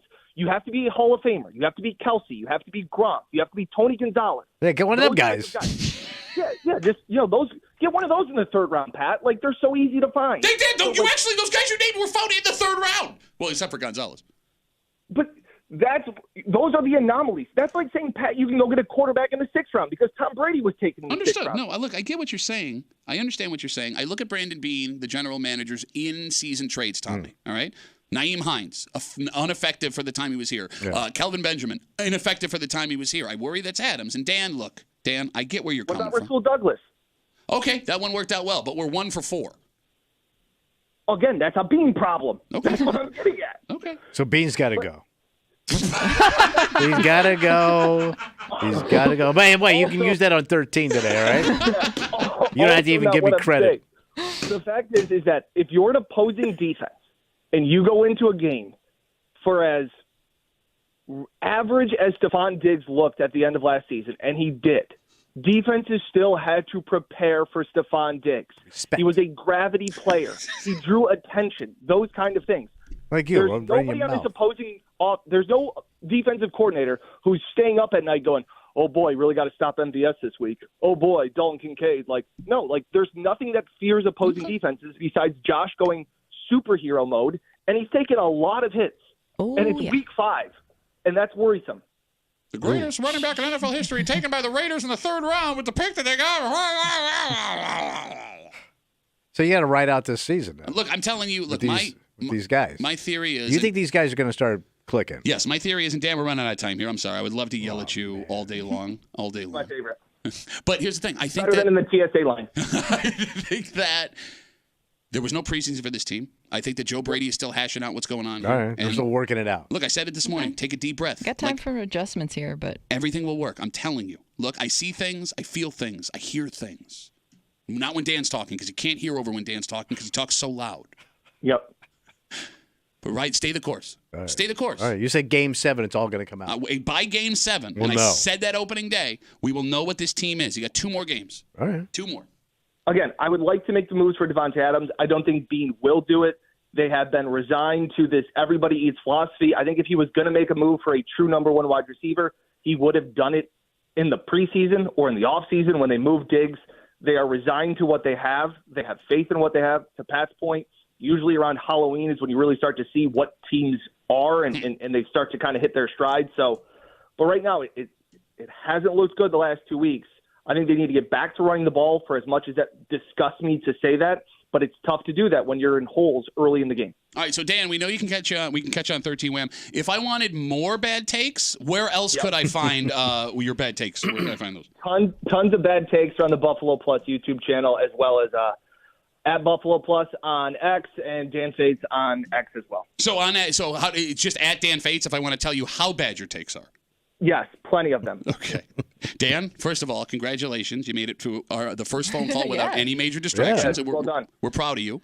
Getting lit up by your mother-in-law. But your mother-in-law just texted me. She told you to quiet down. She said, tell him to quiet down. Yeah. Yes, that would be great. If Ryan came down just crying to be like, Daddy, you're too loud. Dan, always a pleasure, buddy. We appreciate the time. You guys are the best. Thanks. There goes Dan Fates from 13 Wham and Buffalo Plus with his bad takes. Well, he doesn't paint a very good picture. Look, I feel bad because he does this for a living, and he's really good at what he does, right? I like what Dan does. I enjoy reading Dan. I enjoy listening to Dan. But he's wrong, and I'm going to be right, and then he's going to have to come in and be like, oh, I shouldn't be this good at this. And I keep being. Well, it's a good thing you don't right. pat yourself in the back. I'm just saying, man. Just saying, man. I feel bad. I like Dan. I don't want to embarrass him. I thought he made some good points. You just kept yelling hopeless, and he never said hopeless. But he kind of was insinuating. Okay. You don't even know what insinuate means. It means you talking hopeless. More James Cook is what he said. But he doesn't want more James Cook. He hates the running game. He doesn't love it, but he says that's the solution. Let's take a break. All right. Look, we're a show of stupid people. Proof of that is how we laughed at people who went out and invested in this and then immediately made money. And this business is doing it again. No. This grocery store is giving you the opportunity to buy another precious metal. And I guess if we were wrong, the smart thing to do would be go out and buy this And immediately. load up. We'll tell you what it is next here at the break room. On CMF.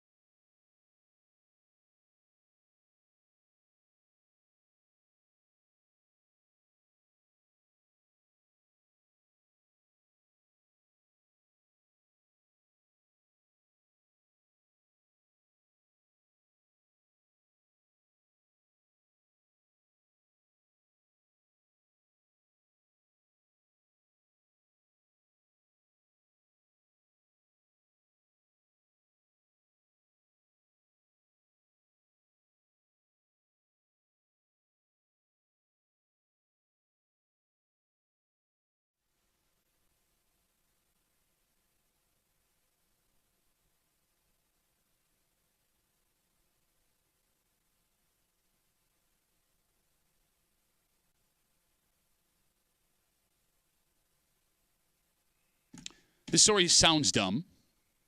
And when we told you the initial story about them selling something similar to this, we laughed and laughed and laughed because it sounded dumb. Yeah. And it turns out we're dumb. So then, based on that, if you have the opportunity to go out and buy these immediately, you should. Yeah. To make money on account of our dumb. You're hanging out in the break room, Rochester's Classic Rock 96.5. WCMF, it was about 2 years ago we discovered that Costco, the membership grocery store, was selling gold bars. Gold bars. Now, you couldn't buy them at the Costco. You had to buy them online. But as a Costco member, you have the opportunity to shop online. But you got a physical gold, right? Yes, you were given an actual gold bar. Now, like an ounce. Yes, it was. It's not the gold bar you think it is, right? Small. It's just a tiny itty-bitty ounce of gold. And we did that story, and we laughed, and we laughed, and we laughed. Well, but it's gold, Costco. And they sold it out immediately. Yeah. And then they had another run, and they sold that out immediately. And it turns out that the people who bought gold when they sold it at Costco are making money. So they cleaned up. Well, the price of gold went up from that moment, and yes, the investment is paid off for them. All right.